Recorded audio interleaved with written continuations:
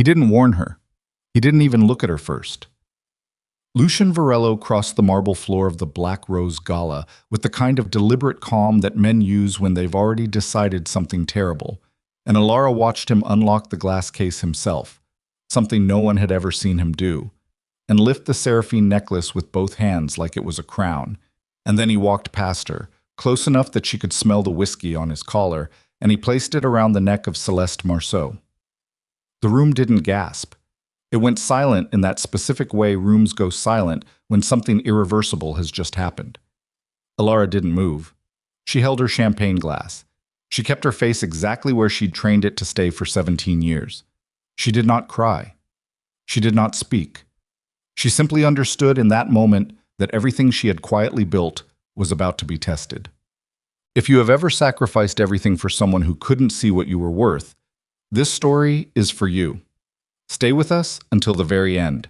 Every part of this story will shock you in ways you won't expect. If this is your first time here, please subscribe to our channel so you never miss another story like this one. And after you watch, drop a like and leave a comment telling us what city or country you're watching from. We want to know how far this story has traveled. Now, let's go back to where it all began. Well, Part 1, The Woman Who Was Never Seen. The Valenti dynasty did not announce itself. It did not need to.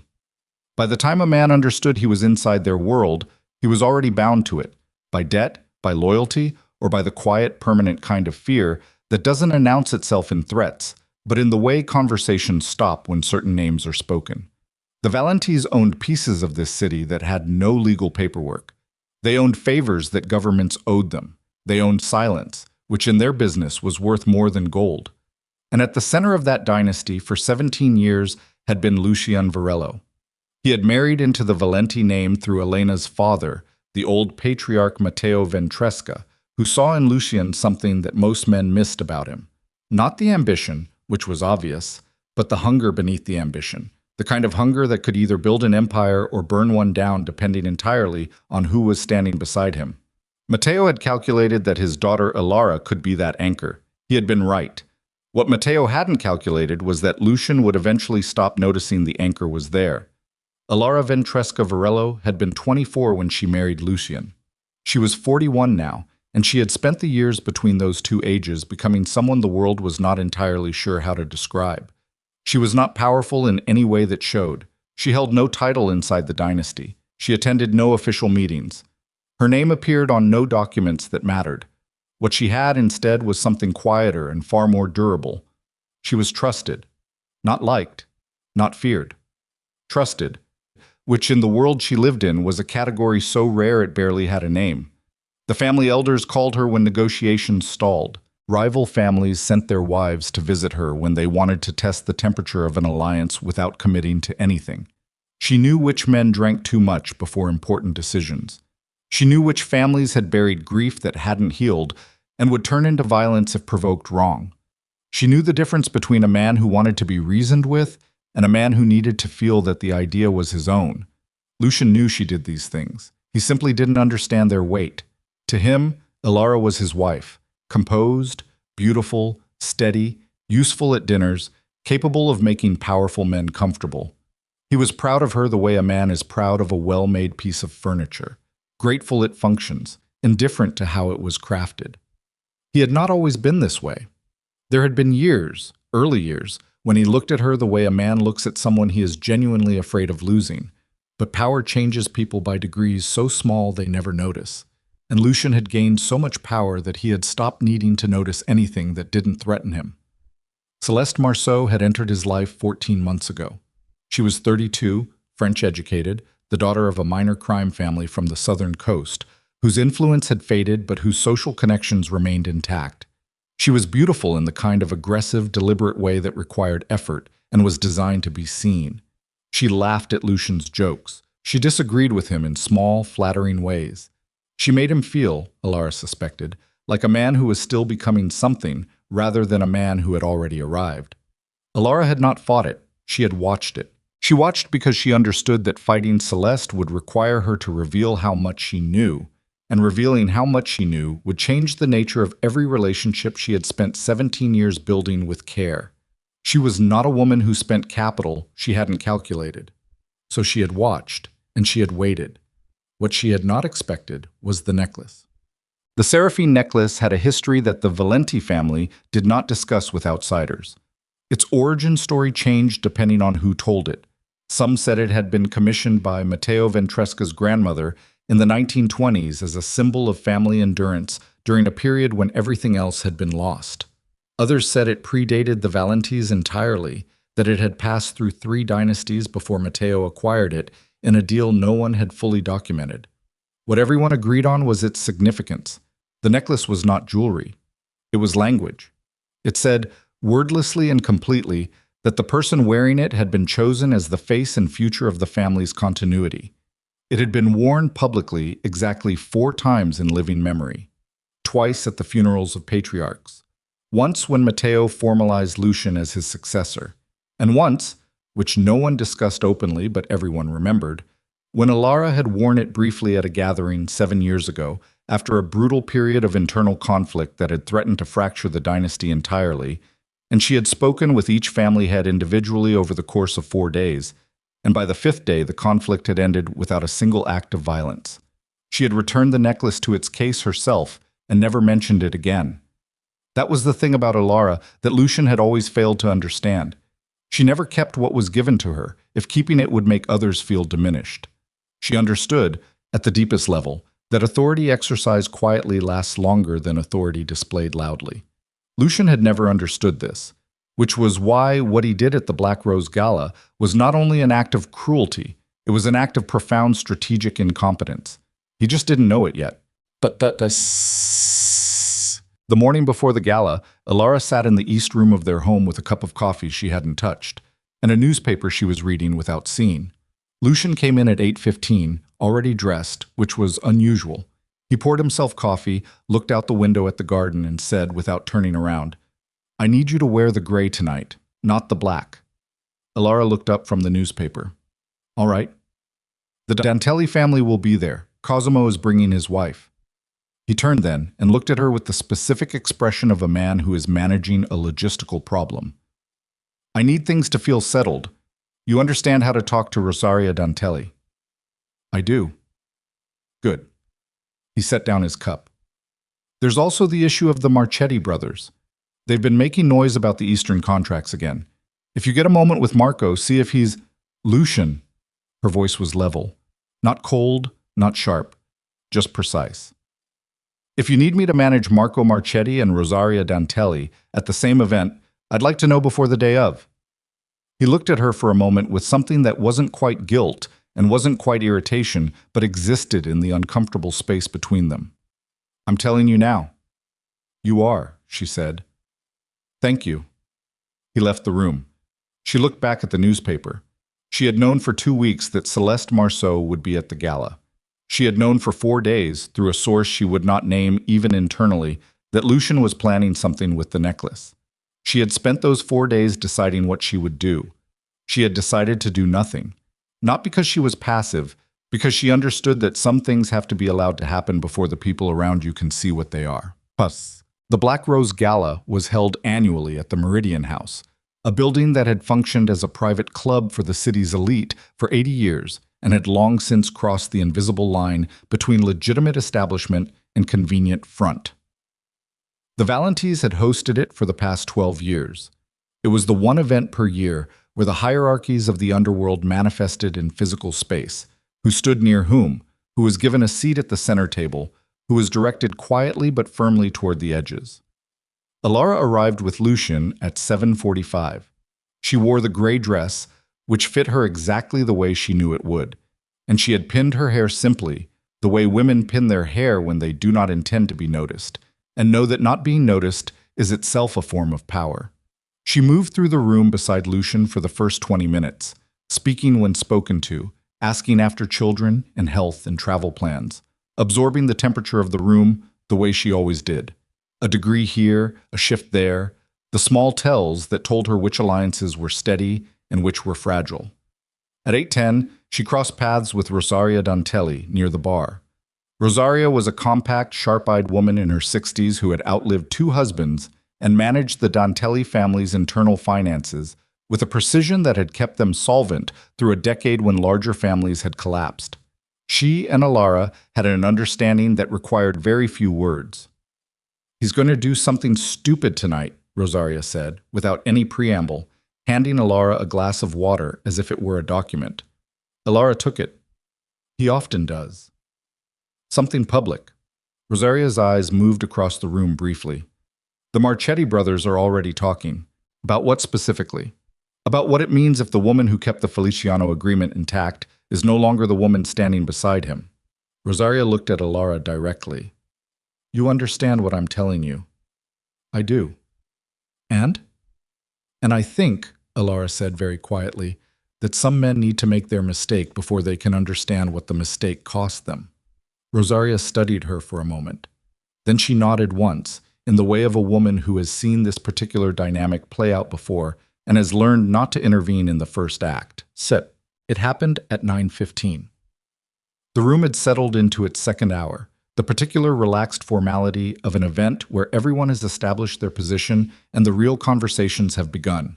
Lucian moved to the center of the room with the ease of a man who owns whatever room he stands in, and he said something brief to the two men beside him, and they fell back, and he walked to the display case.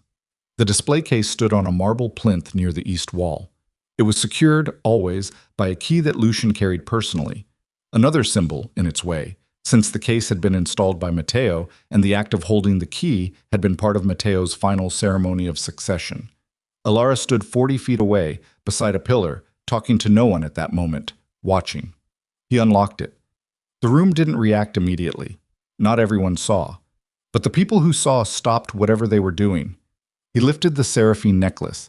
It was not, objectively, a remarkable piece of jewelry. It was old, the stones darker than modern settings, the chain heavier than current fashion preferred.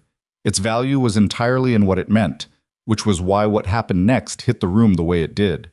Lucian turned. He crossed the floor. He stopped in front of Celeste Marceau, who was standing with two women Alara didn't recognize, wearing a dress the color of expensive wine and an expression that suggested she had known this was coming. He placed the necklace around her neck. He said something to her. Alara was too far to hear the exact words, but she heard the tone, which was the tone of a public declaration. She saw Celeste's hands go to the necklace, her fingers closing around it, and saw Celeste look up at Lucian with an expression that Alara recognized as practiced. The expression of a woman performing gratitude rather than feeling it. The room was silent for 4 full seconds. Then the sound came back slowly, the way sound comes back in a place where something has shattered, careful and tentative. Alara lowered her gaze to her glass. She breathed once, slowly, through her nose.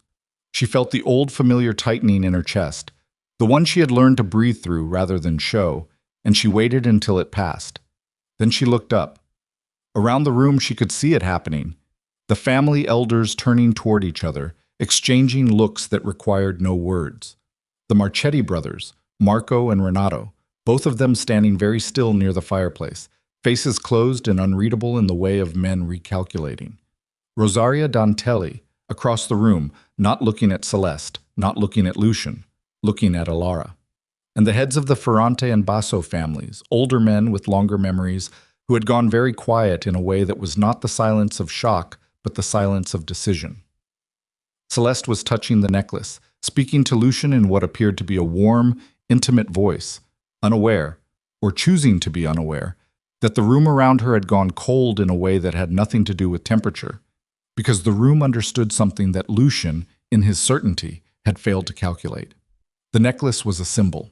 Symbols derive their power from consensus, and the consensus in that room had not shifted because Lucian had moved a piece of jewelry. The consensus in that room was still standing 40 feet away, in a gray dress, holding a glass of water, not flinching. An hour later, as the event was winding toward its formal close, a man named Aurelio Benedetti found his way to Alara's side. Aurelio was 73, white-haired, and had served as the Valenti family's senior liaison to the Eastern families for 31 years. He was not a warm man. He was a precise one. He had never, in 17 years, sought Alara out at a public event. He had always waited for her to come to him. Tonight he came to her. He stood beside her, looking at the room rather than at her, in the manner of someone who does not want the conversation to be visible. "You're not surprised," he said. "No." "Did you know he was going to do it tonight?" "I had reason to expect it." Aurelio was quiet for a moment. "The Ferrante family will not acknowledge her." "I know." "The Basso family has already spoken with me privately. They are concerned." "That's a polite word for it." "They want to know," Aurelio said, and now there was a different quality in his voice, something careful and very old, whether the woman who held the Feliciano agreement is still available to be reached. Elara looked at him. He was still looking at the room. "Tell them," she said slowly, "that I am always reachable." Aurelio nodded once. He moved away without another word. Elara looked across the room at Celeste Marceau, who was laughing at something near the bar, the seraphine necklace at her throat, Lucien's hand at the small of her back, and she felt something that was not anger and was not grief, but was the particular clarity that comes to a person who has waited a very long time and finally sees the moment they have been waiting for. She set down her glass. She retrieved her wrap from the coat check. She walked to where Lucien was standing. He turned when she touched his arm, something brief and light. His expression flickered. Not guilt exactly, but the awareness of it. "You're leaving?" "It's late," she said. "I have calls tomorrow morning." She looked at him with a face that gave him absolutely nothing, which was the hardest and most important thing she had learned to do. "The Dantelli situation is handled, by the way. Rosaria and I spoke. You don't need to worry about that anymore." He blinked. Even now, even tonight, his first response to that information was relief. "Good. Thank you." "Of course." She stepped back. She did not look at Celeste. She did not look at the necklace. "Good night, Lucien." She walked out of the Meridian house into the cold air, and she did not allow her pace to change until she was inside the car and the door was closed. Then she pressed the back of her hand against her mouth and breathed. Not because she was breaking, because she was deciding. She had 4 days before the next gathering, the informal council meeting that Lucien had scheduled for Thursday, which was not technically a Valenti event, but which every major family attended because not attending would signal something worse than attending. 4 days was enough time. Not comfortable time, not leisurely time, but enough. She took out her phone. She made one call, brief and careful, to a number she had not used in 8 months. The woman who answered said nothing except a single question. "Now?" the woman asked. "Now," Elara said. The car moved through the dark city, and the city didn't know yet what was beginning. But Elara did. And for the first time in a very long time, that was enough. The call Elara made that night was to a woman named Sable Voss. Sable was not a name. Most people in the Valenti world knew, which was precisely why Elara had cultivated the relationship 8 years ago and then kept it deliberately dormant, the way certain tools are kept oiled and wrapped in cloth and stored somewhere dark until the specific moment they become necessary. Sable worked in information, not surveillance, not intelligence in any formal sense, but the kind of granular relational knowledge that comes from spending 15 years as an accountant for families who believed that the people who managed their numbers were too boring and too invisible to be dangerous. She had left that work quietly, started a private consulting practice that appeared on paper to handle estate planning for mid-level real estate investors. And she had been waiting, in her own way, for the kind of client who knew what she was actually selling. Elara had found her through Rosaria Dantelli, who had used Sable once and never spoken of it publicly, which was itself the highest recommendation possible. The call lasted 4 minutes. Elara said 3 things. Sable confirmed 2 of them and asked 1 question, which Elara answered with a single name. Then the call ended, and Elara sat in the back of the car with her hands in her lap and watched the city pass, and did not allow herself to think about the expression on Lucien's face when he placed the necklace around Celeste's throat. She would not allow that image any more space than it had already taken. It had taken enough. She was home by 11:30 and in bed by midnight, which was unusual only in that she slept without difficulty, which was more unusual still. She had always slept poorly in periods of crisis. Tonight her body seemed to understand that the crisis had finally clarified, and clarity, even brutal clarity, was easier to rest inside than prolonged uncertainty. Lucien came home at 2 in the morning. She heard the door, heard his footsteps in the hall, heard him pause outside the bedroom for a moment that lasted slightly longer than it should have. Then he went to the guest room. She lay in the dark and listened to the silence after his door closed and felt something she didn't have a clean name for. Not relief, not grief, but the particular sensation of a woman who has been holding something at arm's length for a long time and has finally, consciously, set it down.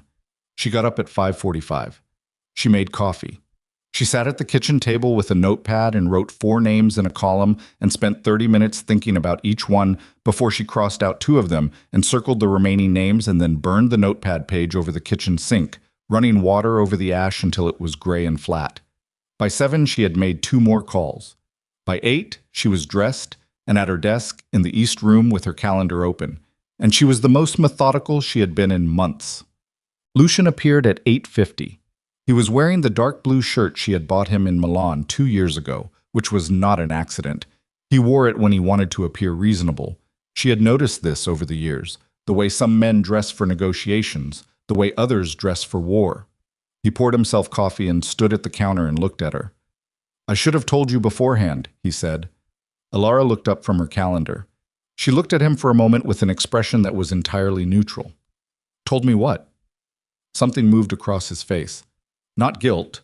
Lucian had not experienced guilt in any clean, uncomplicated form since his early 30s. But the precursor to it, the brief recognition that the ground beneath an assumption is not where he thought it was. "Last night, what I did with the necklace, I should have discussed it with you first. You didn't need my permission." "That's not what I said." "It's what you meant."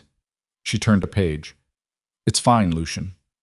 "Alara, it's fine." Her voice was not sharp. It was the specific tone of a woman who has already finished the conversation he is trying to begin, which was worse than sharpness, and he knew it. He stood there for another moment, holding his coffee with both hands, and she watched him do the thing he always did when the conversation wasn't going the direction he expected. He reorganized. He found a different angle. "The Ferrante family called this morning," he said. "I know." He paused.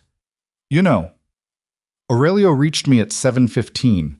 She kept her eyes on the calendar. "They want a meeting before Thursday. I told him I'd confirm this afternoon." Lucian set down his coffee. "You told him." He stopped, started again.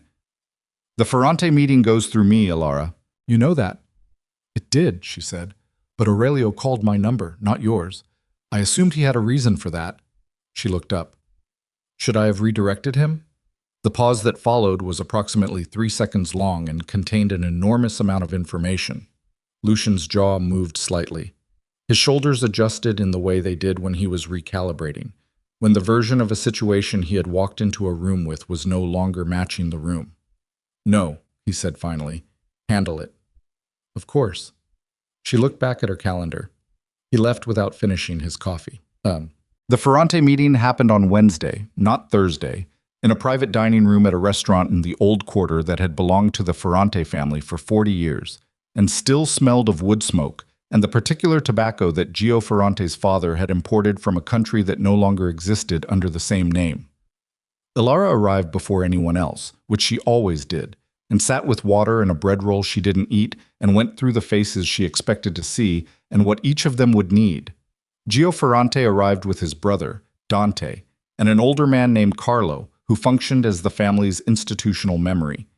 He had been present at negotiations going back 40 years, said almost nothing at them, and retained every detail of every agreement with the precision of a man who had learned early that being underestimated was its own form of leverage.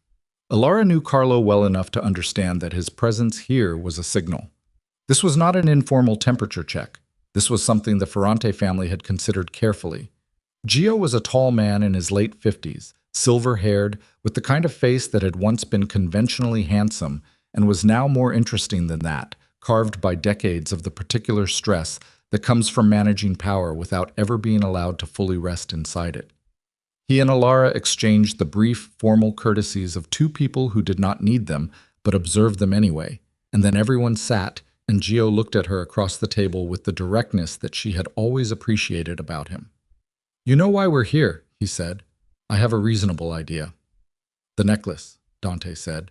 I was 10 years younger than his brother and less careful with his phrasing, which sometimes made him seem reckless, but was actually a deliberate technique. He said the blunt thing so that Gio didn't have to.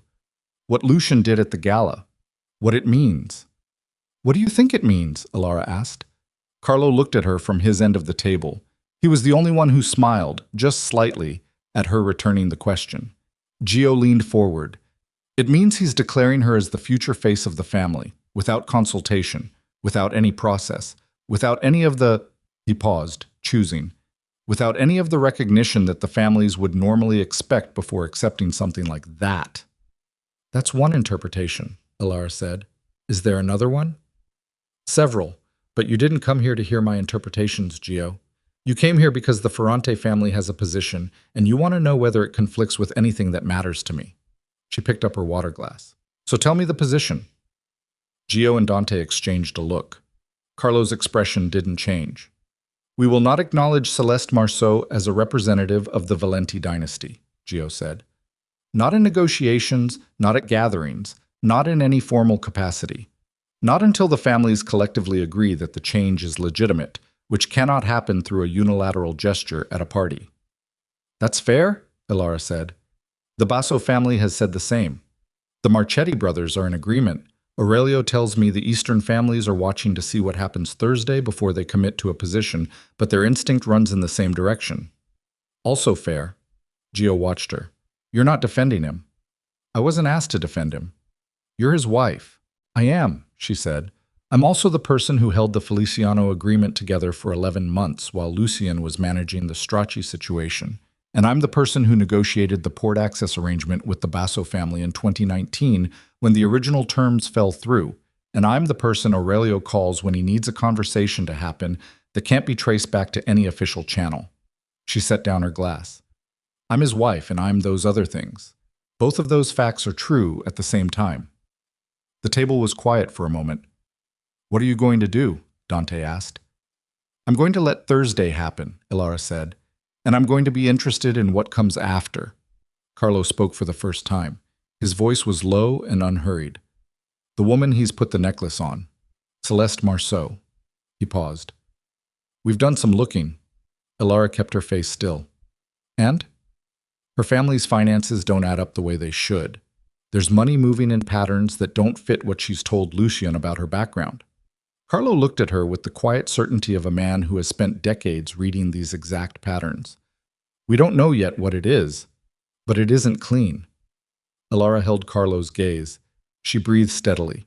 Inside the steadiness, something accelerated. Not surprised, because she had suspected something adjacent to this, but the specific sensation of a suspicion being confirmed is different from the suspicion itself, heavier, more committed to consequences. When will you know more? She asked. A week, perhaps less. Share it with me before you share it with anyone else, she said. Please. Carlo nodded once. Gio leaned back. You understand what we're telling you, Ilara. This is beyond the necklace. This is about whether the dynasty is being navigated into something none of us agreed to enter.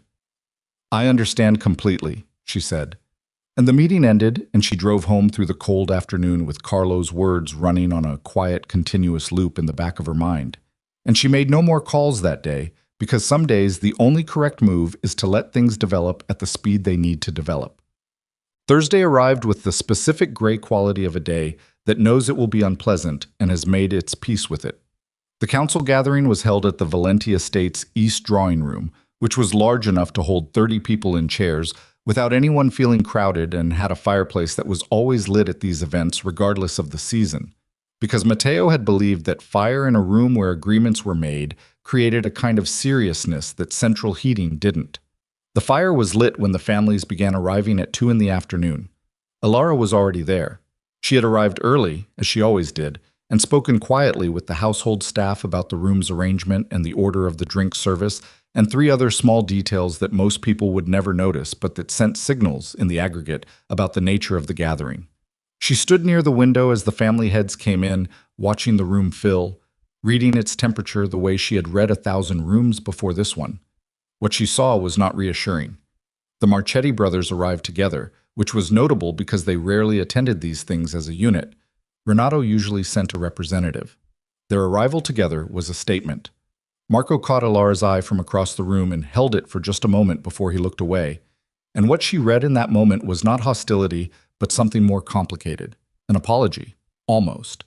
The apology of a man who is about to do something he believes is necessary and wishes he didn't have to. Gio Ferrante arrived with only Carlo, which was another statement. Dante's absence said, "We are in a formal posture." The Basso family sent their eldest representative, a woman named Vera Basso, who had run the family's northern interests for 20 years, and who had the reputation of someone who did not attend events where the outcome was already decided. Her presence here meant the outcome was not already decided, which was either a comfort or a warning depending on how you looked at it. Celeste Marceau arrived with Lucien at 2:20. She was wearing the seraphine necklace. Elara watched this from across the room without moving her face. She watched the room register it. The slight stiffening in certain chairs, the very small but very precise repositioning of bodies that happens when people in the same space are collectively recalibrating. Celeste moved through the room at Lucien's side with the particular confidence of someone who believes that possession is the same as legitimacy, and she was charming. Elara would give her that. She touched Marco Marchetti's arm and smiled at him, and he smiled back in the way men smile at beautiful women when they are actively deciding not to trust them. Lucien settled at the head of the table. Celeste took the chair to his right, which had been Elara's chair for 17 years. No one said anything about this. No one had to. Elara moved to a chair 3 positions away on the same side. She sat down, folded her hands on the table, and waited. The meeting began with 2 pieces of routine business, the kind that these gatherings always opened with, because it gave everyone time to settle and gave the room a chance to establish its baseline before anything difficult was introduced. Port access terms for the spring quarter. A boundary question involving the Strachey family's remaining interests in the South End, now managed by a consortium that had bought out the Strachey assets after their collapse 2 years earlier. Lucien handled both items with the ease of a man who has chaired these meetings for over a decade. He was good at this. Elara had always acknowledged that freely. He had a command of the room that most men spent their whole lives failing to develop, a way of speaking that made his listeners feel both respected and gently guided. Whatever else he had done, whatever carelessness and pride had driven his decisions recently, he was not ineffective at the table. She had never pretended otherwise. But something was off today. She could feel it in the room the way you feel a change in air pressure before a storm. Marco Marchetti cleared his throat when the second item was concluded. This was, she knew, not a coincidence. She watched him set his hands flat on the table. "Before we move to the next item," Marco said, and his voice was careful in the way of a man who has rehearsed exactly what he needs to say and is now trying to deliver it naturally. "I'd like to raise something that's been discussed between the families since the gala." Lucien looked at him. His expression was attentive, controlled. "Go ahead, Marco." "The matter of the necklace, and what it represents." Marco didn't look at Celeste. He didn't look at Elara. He looked at Lucien, which was the right call tactically. Several of the families have had concerns. Not about your right to make decisions within the dynasty. That's not in question. But the necklace carries a history that belongs to all of us, not only to the Valenti family. And the decision to transfer it was made without the consultation that the families would expect for something of that weight. The room was very quiet. The fire crackled once. "I hear you," Lucien said. Still controlled, still attentive. "This is a family matter, Marco. Internal decisions about family symbols aren't subject to group consultation." "With respect," Gio Ferrante said, and his voice was the voice of a man who has decided exactly how much he is going to say and will not be moved. "They are when the symbol in question has been used as a basis for trust agreements between our families for 3 decades. The seraphine necklace was present at the signing of the Feliciano Agreement. It was present at the Basso Harbor Arrangement. Its authority derives from the consensus of every family in this room, not from the Valenti family alone, which means decisions about where it rests are not," a pause, "entirely internal." Lucien's jaw tightened. It was barely visible, just a small muscular shift below the ear, but Elara saw it because she had been reading his face for 17 years. "The necklace belongs to the Valenti family. That has always been the case." "The necklace belongs to whoever can maintain the trust it represents," Carlo said quietly, from his chair. He said it without heat, without challenge, simply as a statement of something he considered self-evident. That has also always been the case. The silence that followed this was of a different quality than the silences before it. Heavier, more committed. Celeste's hand moved to the necklace at her throat. It was an involuntary gesture, Elara thought. Not strategic, just human. The hand going to the thing that was being discussed, the instinctive grip. And it was the wrong gesture in this room, in this moment, because it drew every pair of eyes to the necklace in exactly the way that emphasized the conversation's central problem. The necklace was around the wrong throat, and everyone in the room knew it, and the woman wearing it had just made that fact more visible. Lucian noticed. Elara saw him notice. He looked at Celeste's hand on the necklace and something crossed his face. Not the full weight of the mistake yet. He wasn't there, but the beginning of an awareness that the situation was structured differently than he had understood it to be. Perhaps, Celeste said, and her voice was smooth and unhurried, the families should reserve judgment until they've had time to understand Lucian's vision for the dynasty's future. Change is uncomfortable. That doesn't make it wrong. It was the worst thing she could have said, not because the words were wrong in isolation, they were, in isolation, reasonable. But the room was not a room where a woman who had been present for 40 minutes, and whose background no one had fully verified, could address family heads with the comfortable authority of someone whose position was established. And the phrasing, the families should reserve judgment, carried the specific condescension of someone who does not understand the room they are in. Marco Marchetti's face went very still. Vera Basso looked at the table. Gio Ferrante looked at Lucian, not at Celeste, which was its own comment on Celeste standing in the room. Lucian said with a tightness in his voice he couldn't fully conceal, "Celeste." Just the one word. She looked at him, read something in his face, and went quiet. The damage was already done. The meeting ended 40 minutes later without resolution, which was itself a resolution of sorts. No endorsement, no confrontation, just the organized, polite dispersal of people who needed time to decide what they were willing to do. Elara stayed until the last family had left, speaking briefly with Vera Basso about a connection they shared in the north. Nothing consequential, the kind of conversation that isn't about its own content. Vera pressed her hand briefly as she was leaving and said very quietly, "Don't go anywhere." 2 words, no elaboration. Elara drove home alone. Lucian had stayed at the estate with Celeste, which was also a message, though she suspected it was not the message he thought he was sending. She made dinner for one, pasta, simple, something she'd cooked 100 times, and she sat at the kitchen table and ate it and tried to think about something other than Carlo's words from Wednesday. The finances that don't add up. The money moving in patterns that don't fit. Her phone rang at 9:47. It was Sable Voss. "I have something," Sable said. "It's not everything, but it's enough for you to want to hear it tonight." Elara pushed her plate to the side. "Tell me." Celeste Marceau's family background is partially manufactured. The Southern family, the minor crime connection she's presented to Lucian, pieces of it are real, but the structure is constructed. Someone built her a more credible origin than she actually has. A pause. The more interesting question is who built it and why. Elara was quiet for a moment. And? The financial traces lead to a holding company in the coastal free zone. The holding company connects, through 2 intermediate structures, to an entity called the Vero Group. Another pause. Longer. The Vero Group is believed, and I want to be careful with believed here, because I'm working from partial information to be connected to the Mancini interests. Elara's hand went flat on the table. The Mancini interests. The one family that had spent the better part of a decade trying to gain a position inside the Valenti dynasty's network through every available means and failing because Elara had, quietly and without drama, closed every door they approached. Valentina Mancini, the family's current head, was not a person who took losses with equanimity.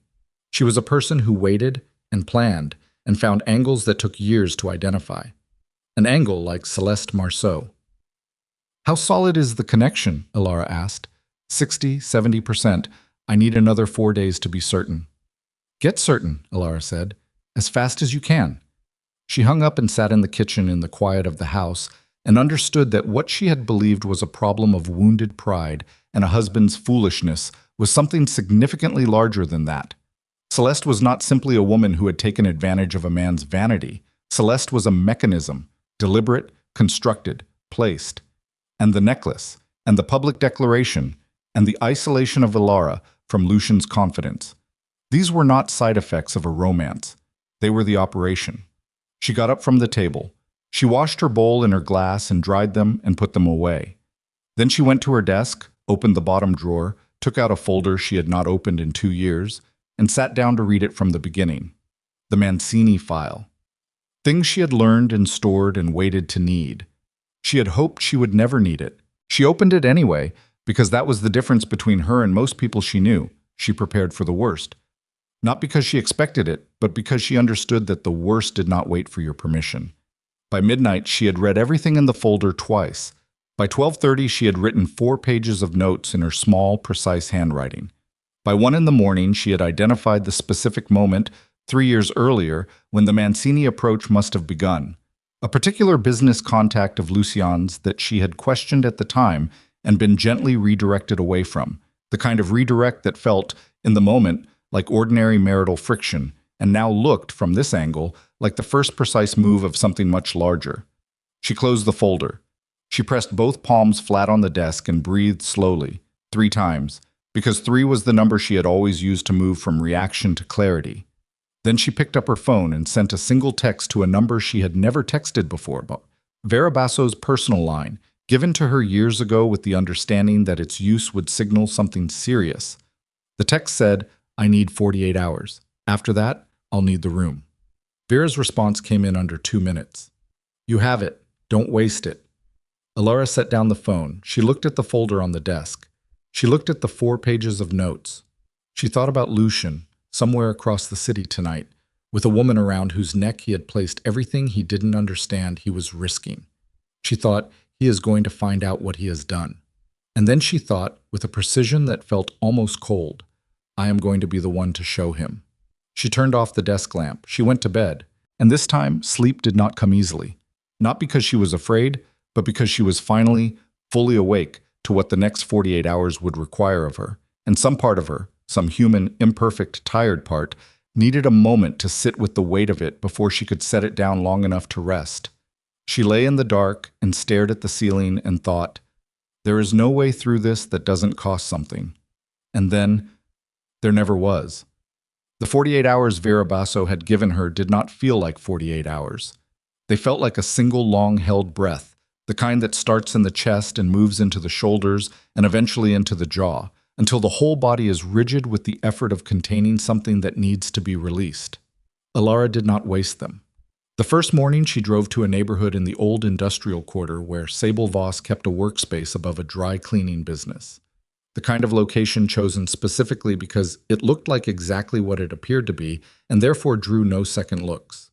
Sable was already there when Ilara arrived, coffee made, 3 separate laptops open, printed documents in 4 distinct stacks, arranged with the precision of someone who understood that the organization of evidence was itself a form of argument.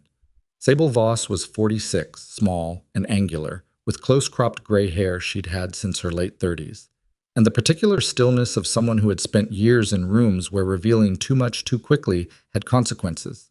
She did not greet Ilara with warmth, which Ilara respected. She greeted her by pointing at the chair across the table and saying, "Sit. I'm going to walk you through this from the beginning because the beginning matters." Ilara sat. She put her hands on the table and kept them still. Go. The Varro group connection is confirmed. Sable moved to the first stack of documents. 79% confidence now, not 60. The intermediate structures are cleaner than I first thought, which is itself interesting. Someone spent real money making this hard to follow. That's not amateur work. That's not a minor family playing a clever game. She turned a page and slid it across the table. The Varro Group has 3 active contracts with an entity called Marceau Import Holdings, which is registered in a jurisdiction that doesn't require beneficial ownership disclosure. Celeste Marceau's name does not appear on any document for Marceau Import Holdings. Her brother's name does. Ilara looked at the page. Theo Marceau. He manages logistics for the company, or appears to. The actual operational decisions, from what I can trace, are made by someone else entirely. Sable paused. She picked up a second document, held it for a moment before placing it on the table, in the manner of someone who is considering the weight of the thing they are about to hand over. The signature on the Varro Group's foundational documents, the original incorporation, 12 years ago, is Valentina Mancini. Alara did not move. She didn't just fund the operation, Sable continued. She built it. The Varro Group is not a financial vehicle she later acquired access to. She created it. 12 years ago, when the Mancini family was still actively trying to establish a formal alliance with the Valenti network and being refused at every approach. A pause. That means she started building this before Celeste Marceau was even in the picture. Celeste is not the origin of the plan. She's the instrument of it. Which means, Alara said slowly, that Valentina Mancini has been building toward this for 12 years. Longer, probably. The Varro Group is the piece I can document. There may be earlier structures I haven't found yet. Alara looked at the document on the table. The signature at the bottom of the scanned page was small and clean, the handwriting of a person who wrote with deliberate economy. She had seen Valentina Mancini's signature once before, on a peripheral document from a negotiation 7 years ago, and the handwriting had stayed with her because it was the handwriting of someone who took up exactly as much space as necessary and not a fraction more, which was itself a kind of information. What is Celeste actually positioned to do? Alara asked. Sable sat down across from her. That's the part that kept me up last night. She pulled the third stack toward her. Based on the financial structures and the timing of Celeste's introduction into Lucian's life, my best analysis is this. The goal is not a hostile takeover. The goal is dissolution. The Mancini family doesn't want to seize the Valenti network. They want to fragment it, push the families apart, destabilize the alliances, create openings they can move into individually without ever having to confront the dynasty as a unified structure. Because a unified dynasty would close against them, Alara said, but individual families with eroded trust in each other become available. Exactly. And the necklace stunt, the public humiliation of you, the refusal of the family heads to acknowledge Celeste, that's not a failure of the plan. That's the plan working. Lucian's relation with the families is damaged. The family's trust in Lucian's judgment is compromised. And Celeste is positioned inside the estate with access to networks, communications, and the institutional knowledge she's been accumulating by being close to Lucian for 14 months. Alara pressed 2 fingers against her mouth. She breathed through her nose. She thought about 14 months of Celeste inside the house, inside the conversations, inside the small daily confidences that Lucian didn't realize he was sharing because they felt like intimacy rather than intelligence. How much does she know? Alara asked. About the dynasty's operational structure? Probably a significant amount depending on how careful Lucian has been, which… Sable stopped.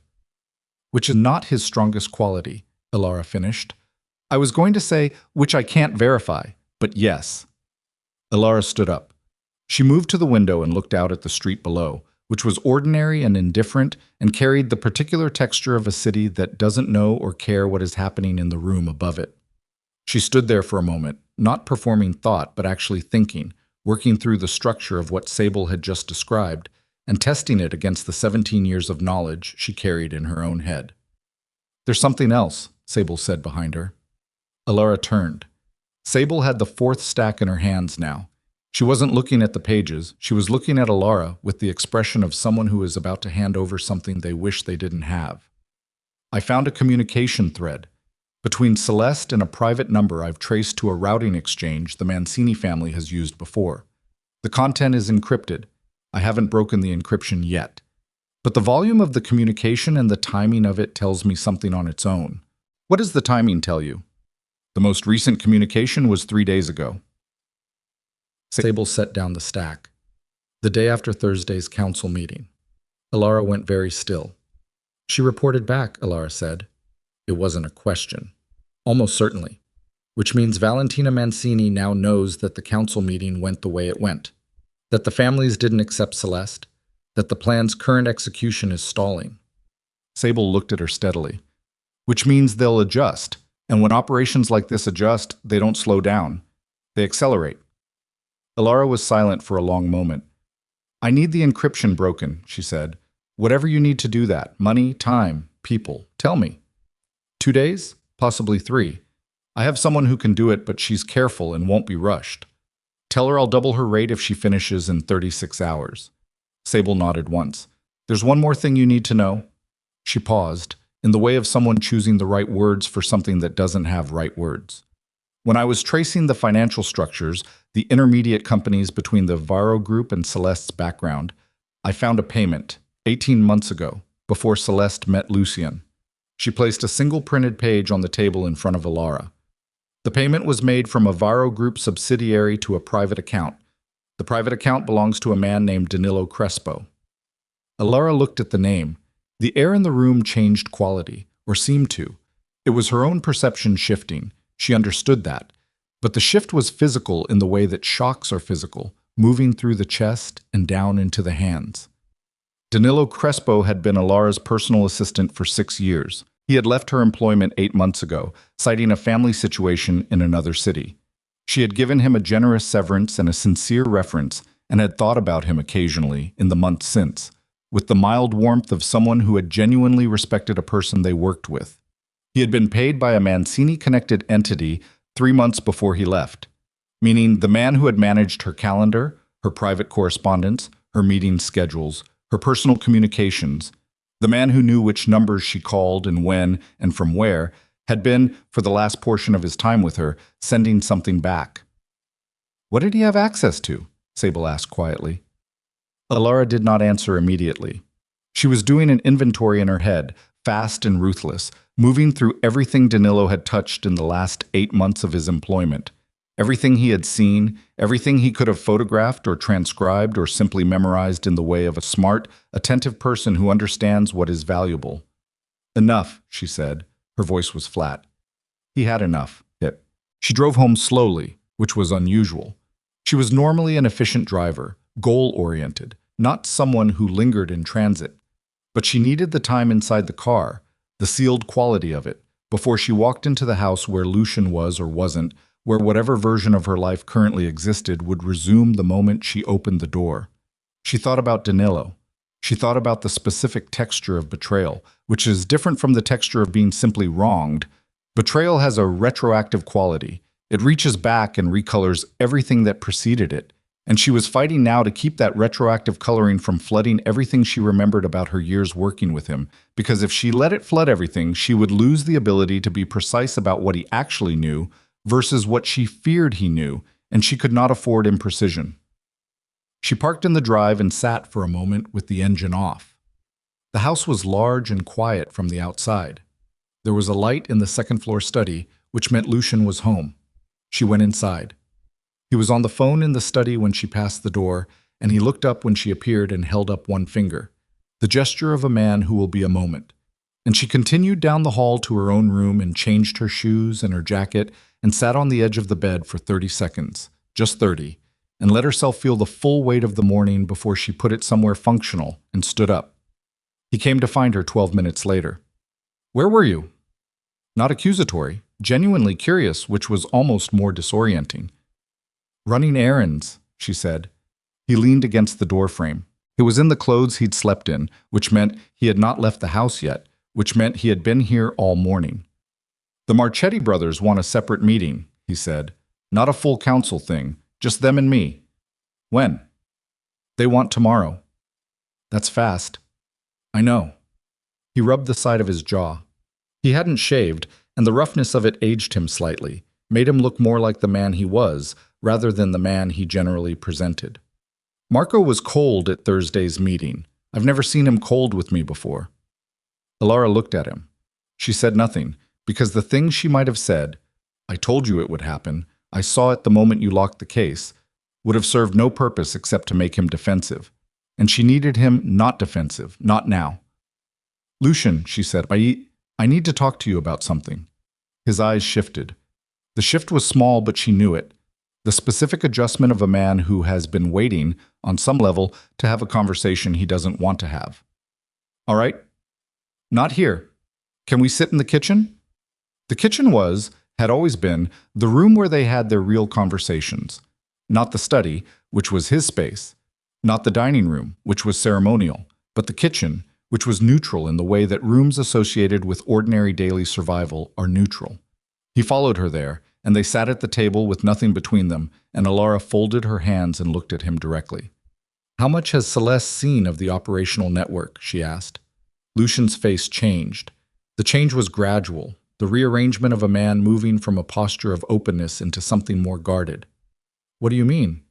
I mean, has she been present in meetings? Has she had access to documentation, communications, the contact structure for the Eastern families? A pause. Has she been in this house when those conversations happened? She's been in this house, he said. That's not... How much has she seen? Ilara, Lucian, I'm not asking because I'm jealous. I'm asking because I need to know. She held his gaze. How much? He was quiet for a long moment. She watched him work through something internal, the calculation of how much to say, which was itself information. If there were nothing to say, he wouldn't need to calculate. Some meetings, he said finally. Nothing formal. She was present when I was working sometimes. He stopped. She asked good questions. She understood the business quickly.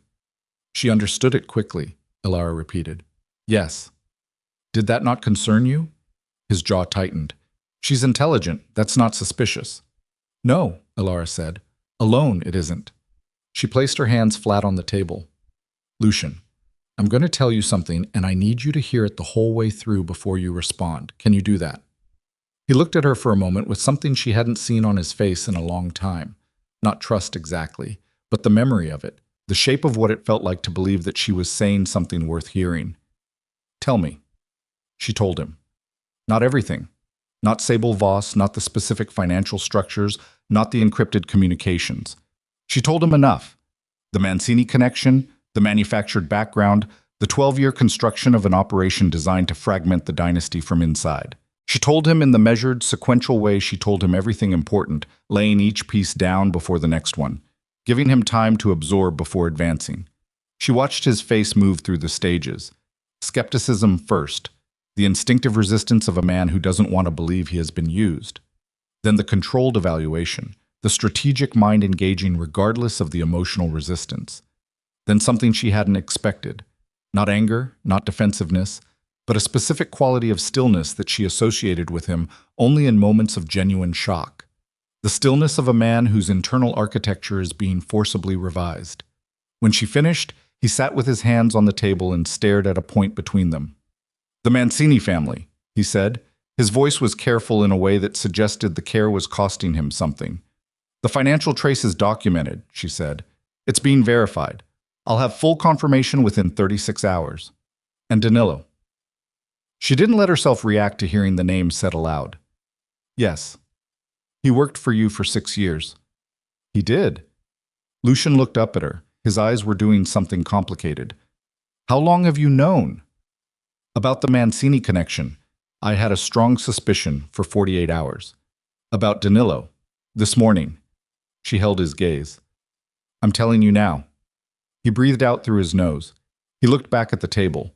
His hands, she noticed, had curled slightly. Not fists, not yet, but the beginning of the direction. I put the necklace on her, he said. Yes. At the gala. In front of everyone.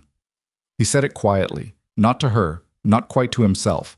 The specific register of a man doing the arithmetic of his own mistake and arriving at a number larger than he prepared for. I gave her access to this house, to those meetings, to... He stopped. He pressed the heel of his hand briefly against his forehead. Lucian. Her voice was not soft exactly, but it was human. We can manage this, but I need you to think clearly, and I need you to be honest with me about what she has seen. Everything, not a managed version. Everything. He looked at her, and the expression on his face was one she had not seen since the early years of their marriage. Before the empire and the certainty and the long, gradual process of a man confusing his own power for infallibility. He looked for just a moment like someone who knows he needs help and is not sure he deserves to ask for it. All right, he said. All right. They sat there for 2 hours. He told her. She listened without interrupting, making occasional notes on a pad she'd brought, and what she heard confirmed her worst calculations and introduced two she hadn't made. By the end of it, she had a clear picture of the exposure, what Celeste had been present for, what she had asked about, the 3 specific topics she had returned to more than once in ways that hadn't seemed like pattern at the time, but formed a clear one now, looking back. The Eastern Contact List. The Basso Harbor Agreement's renewal terms. The location and schedule of the dynasty's most private quarterly gathering, which had never been publicly acknowledged to exist. Those three things. If Celeste had communicated them to Valentina Mancini, and if the accelerated timeline Sable feared was real, then the quarterly gathering, scheduled in 19 days, was the most vulnerable moment the dynasty had faced in a decade. Alara set down her pen. She looked at what she had written. She sat with it for a moment. Then her phone rang. It was a number she didn't recognize, which almost never happened. She managed her contact list with obsessive precision, and unknown numbers were either wrong numbers or something that required immediate attention. She looked at Lucian. He looked at the phone. She answered. The voice on the other end was a woman's, low, unhurried, carrying the faint trace of an accent that had been mostly trained out but not entirely. Alara Ventresca. Not a question. A greeting, almost. Alara went rigid. She knew this voice. She had heard it twice in her life, both times at large gatherings where introductions were formally made and immediately filed away, because this was the kind of voice you filed. Valentina, she said. Across the table, Lucian's head came up sharply. I hope this isn't an inconvenient time, Valentina Mancini said, with the particular courtesy of someone who has calculated exactly how inconvenient the time is and considers that a feature rather than a problem. I thought it was time we spoke directly. We've been circling each other for a long time. Alara kept her voice level by an act of pure deliberate will. We have. I want you to know that what I've built isn't personal. You're a formidable woman, and I've had genuine respect for your work over the years. This is business. I hope you can understand the distinction. I can, Alara said. The question is whether I accept it. A brief silence, then a sound that might have been the beginning of a laugh, controlled before it arrived. There's the Alara I expected. Another pause. I'm calling because I believe you've spent the last few days uncovering things, and I'd rather have a conversation than a confrontation. Confrontations are inefficient. They damage things that could otherwise be salvaged. What things do you want to salvage? A relationship between the Mancini family and the Valenti network that doesn't require either of us to destroy the other to achieve. The voice was smooth, unhurried, the voice of a woman who has been waiting for this conversation for years and is not going to rush it now that it's arrived. There's a version of this where we both walk away with something. And Celeste? The briefest pause. Celeste has done her job. The words landed in the room with a specific weight, not a threat. A statement of completed function, which was somehow colder than a threat. Has she? Alara said. Yes, which means the leverage she currently holds is real, whether we negotiate or not. I'd prefer to negotiate.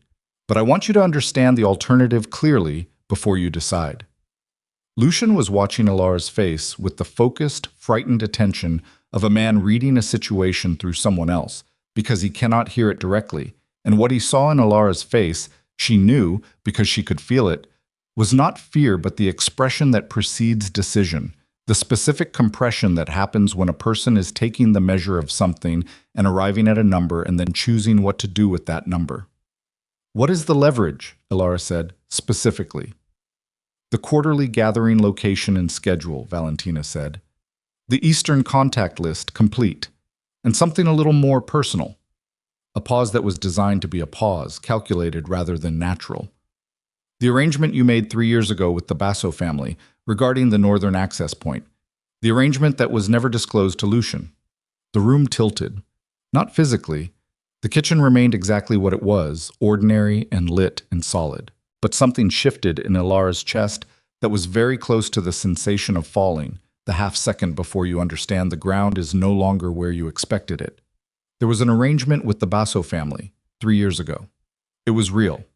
It had been necessary.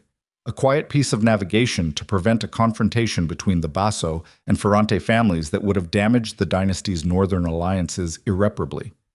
Alara had handled it without bringing it to Lucian because the situation had required discretion and speed, and because Lucian, at that moment in time, had been in the middle of the Strachey situation and could not have managed another crisis without making mistakes. And she had known that. And she had known that. And she had made the call. It had worked. The confrontation had been prevented. No one had been hurt. The outcome had been precisely what the dynasty needed. She had never told Lucian. Not because she had something to hide, because she had made a judgment alone about what he needed at that moment, and she had been right. And by the time the moment had passed, the disclosure felt retrospectively more complicated than the silence. That silence was now a weapon in Valentina Mancini's hands. "I'll need time to consider," Ilara said. Her voice was absolutely, completely steady, which was the hardest thing she had done in years. "Of course," Valentina said. 24 hours. After that, the situation becomes more difficult to manage quietly." A brief pause. "For both of us. I want to be clear about that. This isn't a one-sided arrangement I'm offering. It's a mutual one." The call ended. Ilara sat with the phone in her hand and looked at the table. Lucian's voice, when it came, was very quiet. "What arrangement with the Basso family?" She looked up at him. She looked at the man she had been married to for 17 years, the man she had protected and managed and steadied and occasionally outmaneuvered for the good of something larger than either of them, and she understood that the next thing she said would determine the shape of everything that came after. "3 years ago," she said, "during the Strachey situation, there was a conflict developing between the Basso and Ferrante families. I handled it without telling me." "Yes." His face did the thing she had been watching it do all morning, moving through stages. And this time, the stage it landed on was not shock, not grief, but something colder. The specific coldness of a man who has spent the last 2 hours discovering how badly he has been deceived by a woman he trusted, and who is now discovering that the woman beside him also kept something from him. And the two discoveries are landing on top of each other in a way that is making it impossible for him to hold the correct proportions of the two things. "Ilara," he said, and the way he said her name contained a question she did not yet know how to answer without losing him, and she did not know if she could afford to lose him now, and she did not know, in this moment, which mattered more, what was true or what was survivable. She put the phone down on the table and looked at her husband and understood that she was standing at the absolute center of everything she had built, and it was on fire, and she was the only person who could decide what to save. She did not look away from him. That was the first decision, small, physical, the kind that happens before the larger ones. She kept her eyes on Lucian's face and did not look at the table or the phone or the window, because looking away in this moment would tell him something she couldn't afford to have him believe, which was that she was ashamed of what she had done. She wasn't. She had made the right call 3 years ago, and she knew it with the full, clean certainty of someone who has examined a decision from every angle over a long period of time and arrived at the same conclusion every time. What she was tired. Profoundly, structurally tired in the way that people get when they have been carrying something alone for too long, and the effort of carrying it has finally become visible. "You handled a conflict between two family heads," Lucian said, "without telling me it existed." "Yes." "While I was managing the Strachey situation." "Yes." "And you decided—" He stopped. He pressed his hand flat on the table. "You decided that I couldn't handle both." "I decided," she said carefully, "that the Strachey situation required your full attention, and that the Basso-Ferrante conflict could be resolved quietly without your involvement, and that involving you would have split your focus at a moment when split focus was dangerous. That's what I decided." "That's not your decision to make." "It worked," she said. "The conflict was resolved. The Ferrante and Basso families maintained their alliance. No one was hurt. The dynasty wasn't damaged." She kept her voice level. "I made a call in a moment that required one, and the call was correct. You went around me. I protected you." The word landed between them and sat there, and Lucian looked at her with an expression she couldn't fully read. Fury, and something beneath the fury that was more complicated than fury, something that had to do with the specific pain of a man who has spent his whole life believing he was the one doing the protecting and is being told plainly and without apology that the protection ran the other direction. "Is that what you call it?" he said. "That's what it was." He stood up from the table. He walked to the window. He stood with his back to her, and she watched his shoulders, which told her more than his face did in these moments. They were rigid, held deliberately, the posture of a man managing something physical, a body that wants to do something that the mind is restraining.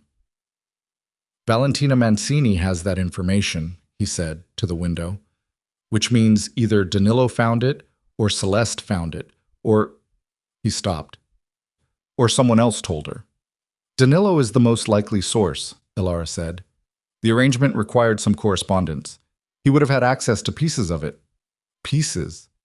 Yes. Enough pieces to weaponize. Apparently, Lucian turned. The expression on his face had passed through the fury and arrived somewhere harder, more compressed, less readable. What does she want? A negotiated arrangement. Mancini family access to the network, partnership rather than conflict. Ilara looked at him. She's framed it as mutual. She's not wrong that the leverage runs both ways. The information about the quarterly gathering threatens the dynasty regardless of whether she's our enemy or our partner. She's been building this for 12 years, Lucian said. She is not our partner. No, Ilara agreed. She isn't. He came back to the table. He sat down and looked at her with a directness that she recognized. It was the look of a man setting aside, for the moment, the personal weight of what had been revealed and engaging the strategic problem, because the strategic problem was what they both understood how to do. What do we have? Sable Voss finishes the encryption break in approximately 18 hours. If the communications between Celeste and the Mancini network are what I believe they are, we will have documented proof of a coordinated infiltration attempt against the dynasty. That is not a negotiating chip. That is the basis for a complete exposure. Exposure to whom? Every family head, at a gathering before the quarterly meeting. She paused. Not the council. Something smaller, faster, less formal. The four families who matter most. Ferrante, Basso, Marchetti, Benedetti. Aurelio convenes them. We present what we have. Lucian was quiet for a moment. And Celeste? Celeste is still in this house, Ilara said, or wherever she was last night, which is a problem. His jaw moved. I'll handle Celeste. Lucian, I said I'll handle it. His voice had a different quality now, stripped of the management and the calculation, something rawer underneath. She has been in my house. She has been in my bed. She has been asking me questions about my business for 14 months, and I answered them because I thought... He stopped. The stopped sentence contained something he was not going to say in its entirety, and she was not going to make him. I'll handle it. Ilara nodded.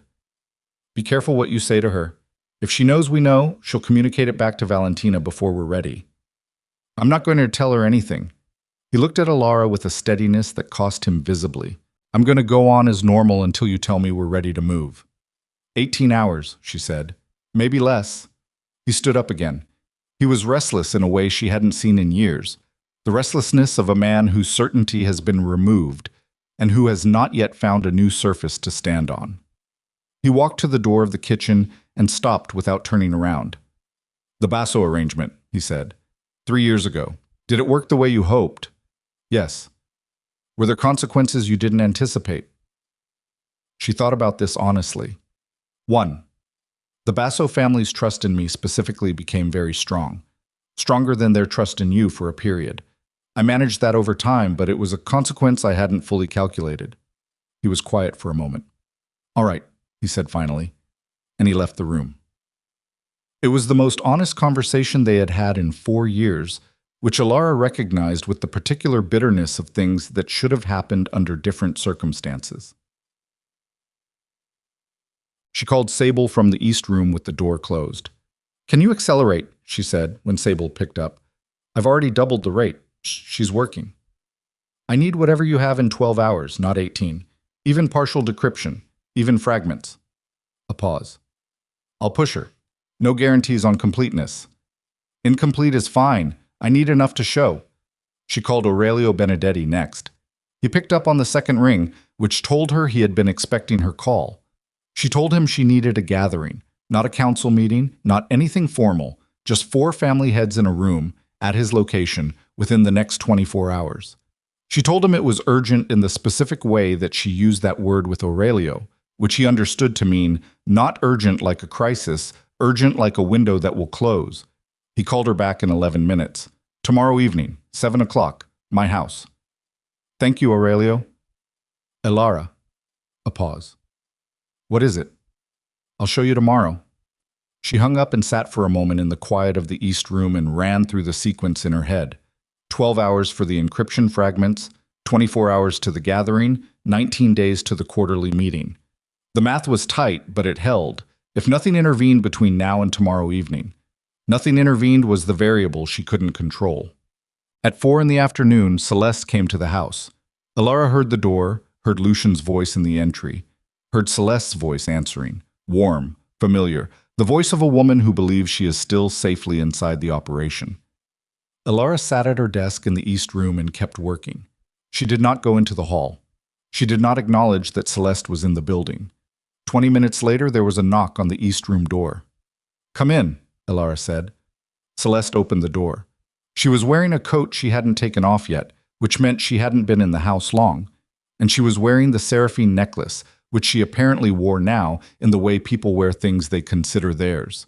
She stood in the doorway and looked at Alara with an expression that was very carefully arranged to be friendly. "I didn't know you were home," Celeste said. "I live here," Alara said. A brief, controlled pause. "Of course. I just meant, Lucian said you were busy. I didn't want to interrupt." "You're not interrupting." Alara looked at her across the room, steady and without heat, without any of the anger that was actually present in her chest, because she had made a decision some years ago about the relationship between what she felt and what she showed, and she was committed to it now more than ever. "Can I help you with something?" Celeste moved into the room slightly, which Alara noticed. The movement was casual, but it brought her closer to the desk, which had papers on it that Alara had been working with. Not sensitive papers. She was not so careless as to leave sensitive materials on the desk surface. But the act of moving closer to the desk was still an act of orientation, and she noted it. "I wanted to speak with you, actually," Celeste said, "about Thursday's meeting." "What about it?" "I think I said something that didn't land well, with the Marchetti family." She tilted her head slightly. "I was wondering if you had any insight into how I might repair that." Alara looked at her for a long moment. She thought about what Valentina Mancini's voice had sounded like on the phone, saying Celeste has done her job. She thought about 14 months of carefully extracted information. She thought about Danilo Crespo, whose photograph she had been looking at this morning. A kind face, she had always thought, the face of a reliable person. And she thought about the payment from the Vero Group subsidiary 3 months before he left. "I think the Marchetti family will come to their own conclusions in time," she said. "These things take patience." Celeste smiled. It was a good smile. Genuine-looking, warm, the product of considerable practice. "You're very patient," she said. "I've always noticed that about you." "It's a useful quality," Alara said. Celeste's eyes moved briefly to the papers on the desk and back to Alara's face. The movement was quick, almost imperceptible. Alara clocked it the way she clocked everything. "I'll let you get back to your work," Celeste said. "Thank you for the advice." She left. The door closed behind her. Alara sat for a moment, then she gathered the papers on her desk, all of them, regardless of content, and locked them in the bottom drawer. Then she picked up her phone and sent a text to Lucian. "She just came to my office. Stay close to her tonight. Don't leave her alone in any room with a phone or a laptop." His response came in 4 minutes. "Understood." The night was the longest she could remember in recent years. She did not sleep. She sat in the east room with the door closed and worked through every variable she could think of, making lists and crossing out entries and remaking them, the kind of iterative process that looks, from the outside, like obsession, but is actually the only way she knew to move through a complex problem without losing a thread. She made coffee at midnight and didn't drink it, and made more at 2 and drank half of that. At 3:17 in the morning, Sable called. "I have fragments," Sable said. Her voice had the compressed quality of someone who has been awake for the same length of time Alara has and has been running on something less sustainable than coffee. "Not everything, but enough." "Tell me." "The most recent communication, 3 days ago, the one I said went out after Thursday's meeting, is partially decrypted. It's a status report to the Mancini network. Celeste is reporting that the council rejected her, that the necklace gambit created resistance rather than compliance, and that she's recommending an acceleration of timeline." A pause. "The specific acceleration she recommends is moving against the quarterly gathering rather than waiting for the dynasty to further fracture." Alara's hand tightened on the phone. "Moving against it how?" "The fragment I have uses the phrase structural interruption. I don't have full context. But in the communications I've seen from Mancini operations in other contexts, Structural interruption refers to an active intervention, not just surveillance, not just information gathering, something that disrupts the event itself. She's planning to hit the gathering, Ilara said. That's my read. Yes. 19 days. 18 now. Ilara closed her eyes for exactly 2 seconds, opened them. Get me everything else you can before 7 this evening. I need it for a meeting. I'll have more by 5, Sable said. The second communication thread is almost through. There's something in there about a sound of papers, about a contact inside the quarterly gathering security structure. Someone already placed. The bottom of Ilara's stomach went cold. Inside the security. One name, partially legible. I'll have it full by 5. She hung up. She sat in the room with the darkness around her and thought about what it meant to have a contact inside the security structure of an event 19 days away, and understood that the shape of this thing was larger than she had calculated, and that the gathering tomorrow evening was not, as she had framed it, a presentation of evidence. It was an emergency. By 6 in the morning, she had formulated what she was going to say, and how she was going to say it, and in what order she was going to introduce each piece of information, because the order of evidence in a room like the one she was walking into tomorrow evening was not neutral. It determined what people felt when they reached the conclusion, and what they felt when they reached the conclusion determined what they were willing to do. At 6:40, Lucian appeared in the doorway of the east room.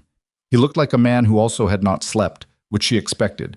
She had heard him moving around the house at 2, at 4, the particular insomnia of someone who cannot stop turning something over.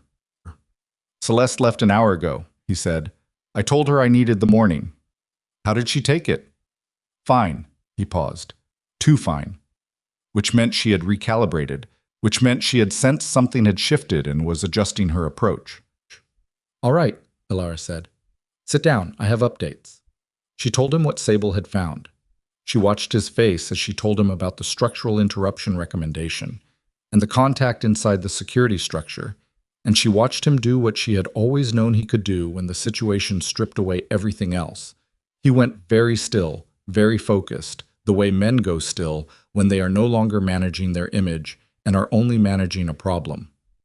A contact inside our security, he said. We don't have a full name yet, by 5 this afternoon. And the gathering is tonight. He looked at her. We're walking into that room with incomplete information. We're walking in with enough, she said. The Ferrante and Basso families already know something is wrong. The Marchetti brothers know something is wrong. We're giving them the framework to understand what they already feel.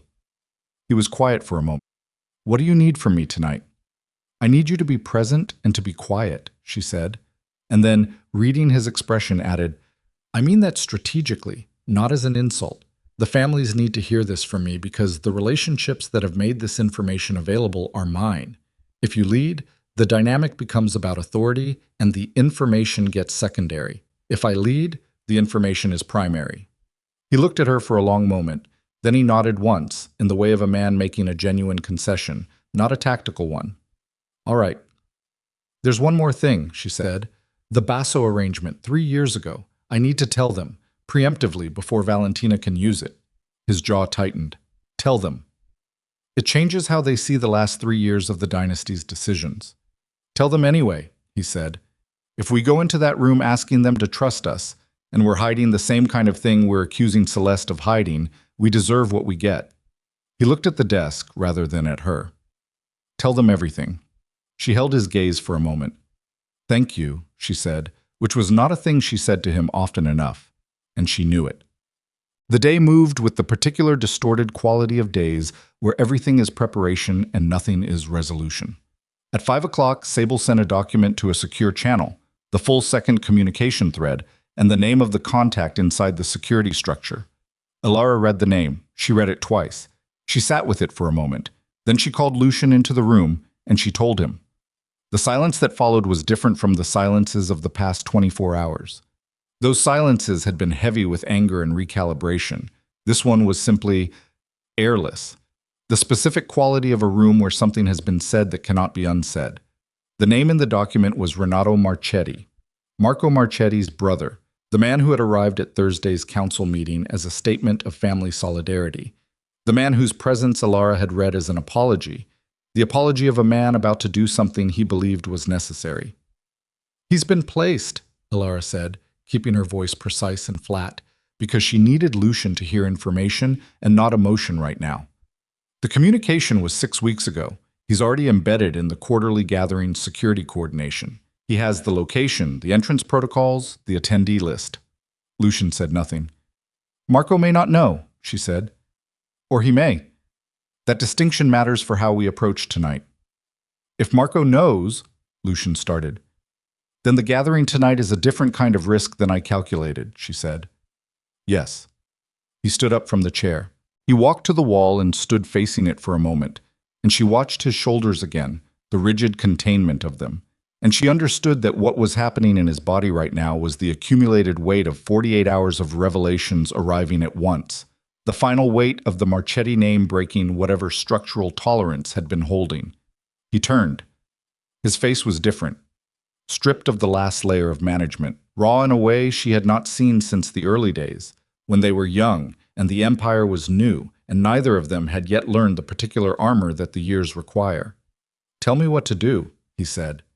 And the saying of it was, she understood, the most significant thing he had said to her in 4 years. She stood up. She crossed the room. She stopped in front of him and looked at him directly. This man she had married and protected and occasionally resented and never stopped understanding.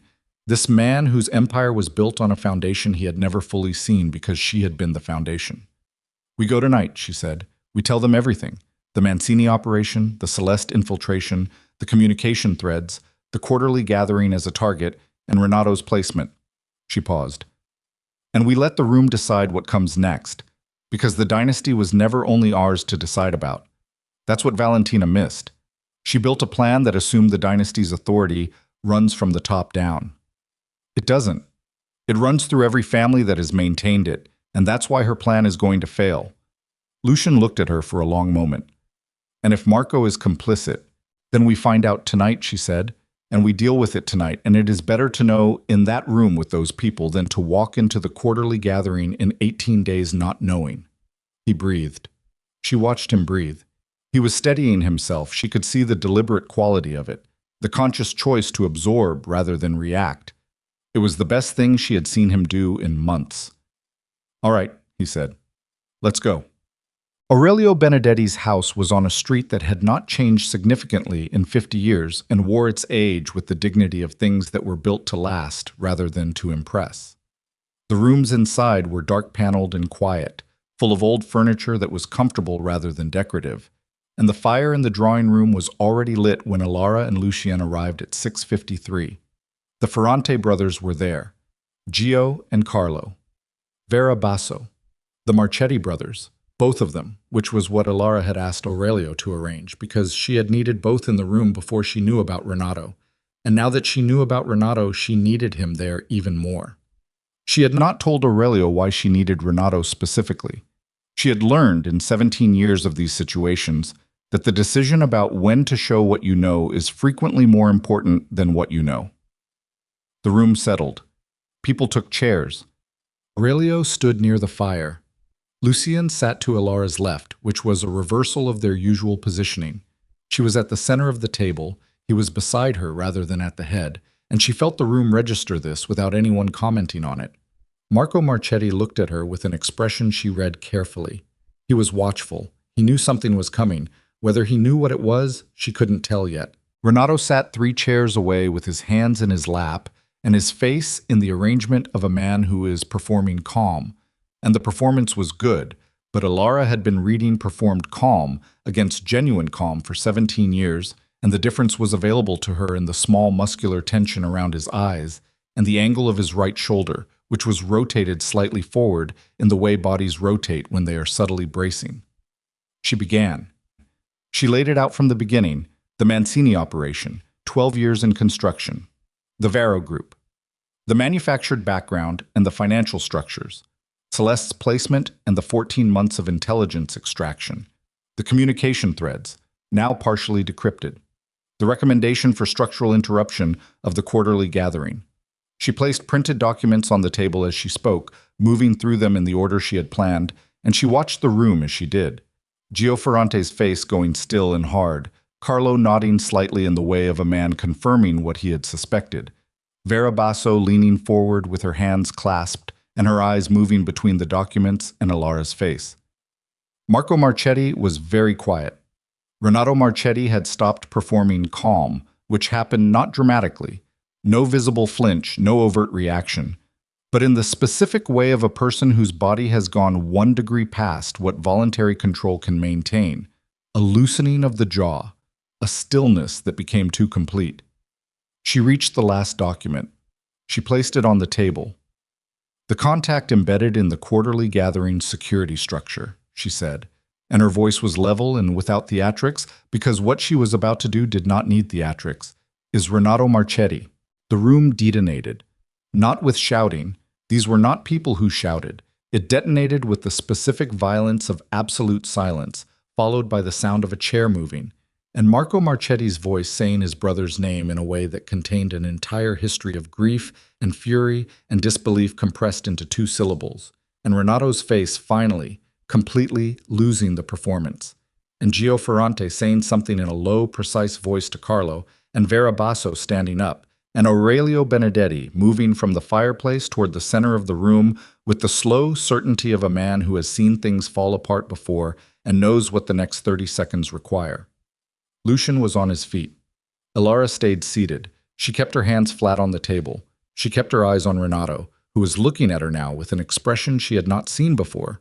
Not guilt, not defiance, but the particular exposure of a person whose concealment has been removed, and who is trying in real time to determine what their options are, and arriving at the answer that there are none. "How long?" Marco said to his brother, and his voice was a thing that had been broken and was still speaking, the voice of a man conducting himself through something by force of will alone. Renato said nothing for a moment. The room held its breath. Then he looked, not at Marco, not at Alara, not at anyone at the table. He looked at a point in the middle distance that had no significance except that it was not a person, and in that act of not looking contained the admission that a denial would have contradicted. Alara picked up her phone. She placed it on the table in front of her. She looked at the room, at Gio Ferrante and Vera Basso and Aurelio and Marco and Lucian standing beside her, all of them in the raw, unmanaged state of people who have just had the ground revised beneath them. "We have 18 days, she said. Her voice was the steadiest thing in the room. Valentina Mancini believes she has positioned herself to destroy this dynasty at its most vulnerable moment. She has been building toward this for 12 years. She is patient, and she is resourceful, and she is not finished." A pause. But she made the same mistake everyone makes about this network. She assumed that the authority here runs from a single point, and that if she destabilized that point, everything else would follow. Alara looked at each person in turn, the slow, complete sweep of the room. She was wrong, because this was never one person's dynasty. It never was. The fire crackled once in the silence that followed. Then Vera Basso sat back down. She looked at Alara across the table with the expression of a woman who has been waiting a long time for something to be said plainly and has finally heard it. "Tell us what you need," Vera said. And Alara opened her mouth to answer, and across the table Renato Marchetti moved, not toward the door, not toward anyone, just a small sharp movement of his hand inside his jacket, and every person in the room registered it at once. And Lucian was already moving, already crossing the distance between his chair and Renato's with the speed of a man whose body had been waiting for permission to act. And the room broke into motion all at once, every person on their feet, and Alara rose from her chair and her voice cut through the noise like a blade through water, clear and absolute and containing everything that 17 years had built in her, every ounce of it, and she said the one word that stopped the room completely. Enough. That was the word. One syllable. No elevation in her voice, no performance in it, just the absolute compression of a woman who has spent 17 years learning exactly how much force a single word can carry when it comes from the right place at the right time. And this was the right place, and this was the right time. And every person in that room felt it the way you feel, a hand pressed flat against your chest, stopped, held, made to be still. Lucian stopped. He was 2 feet from Renato, close enough that Renato's breath was visible between them, short and rapid, the breath of a man whose body had already understood what his options were. Lucian's hand was at Renato's jacket collar, not gripping it yet, hovering at the edge of a decision. Alara came around the table. She moved between them, not dramatically, not throwing herself into the space, just inserting her body into the geometry of the moment with the calm of someone who has calculated the geometry in advance. She faced Lucian. She put one hand flat against his chest, the same gesture the word had performed a second earlier. "Not here," she said. Her voice was low, meant for him. "Not like this." His eyes were on Renato over her shoulder. The muscles in his jaw were working. She felt the tension in his chest against her palm, the body wanting what the mind was being asked to restrain. Lucian. Just his name. She held his gaze until he came back into it, until she saw the specific moment when the man replaced the reaction. He stepped back. One step. It was enough. Alara turned to Renato. He was sitting with his hand still inside his jacket, and she looked at him steadily until he removed it, slowly, showing it empty, and placed it on the table. The room breathed again. "Whatever you were about to do," she said to him, "it would have made everything worse. For you, and for the people who sent you." She pulled out the chair across from him and sat down. The deliberateness of it, sitting, in this moment, in this room, changed the temperature in a way that standing would not have. It said, "This is a conversation, not an execution. I want you to tell me how it started." Renato looked at her. He was a man in his late 40s, heavy-set, with the kind of face that had probably been trustworthy for most of his life because it was forgettable. Not a face that drew attention, not a face that suggested capability in either direction. He had used that for a long time, she thought, the advantage of being the less remarkable brother. "I'm not telling you anything," he said. His voice was hoarse. "You don't have to tell me," she said. "I know most of it already. The communication thread, the Vero group connection, the timeline." She paused. "I'm asking because what you tell me voluntarily changes what happens next. Not to protect you, I won't pretend that, but because the families in this room need to understand how far the damage runs. And if you make us find every piece ourselves, the picture we assemble will be less accurate, and the decisions we make from it will be cruder. People will be hurt who don't need to be hurt." "People like Marco," Gio Ferrante said from across the room, and his voice was not angry. It was something more measured than anger, the tone of a man making an observation about something terrible that is also, unfortunately, the truth. Marco was standing by the window. He had been standing there since the moment Renato's name had been said, with his back to the room, and he hadn't turned. Alara had been tracking him in her peripheral vision for the last 3 minutes, the same way you track a fire that hasn't spread yet, but has the conditions too. Renato looked at his brother's back. Something moved in his face that had not been there a moment before. Not guilt exactly, because guilt implies surprise at the wrong thing, and Renato had known what he was doing. It was something closer to the particular grief of a person who chose a side and is now standing on it and can see, from where they are standing, exactly what they have lost on the other. "Marco didn't know," Renato said. "I know he didn't," Alara said. "I want that to be clear." "It is clear." She held his gaze. "Now tell me the rest," he told her. Not everything.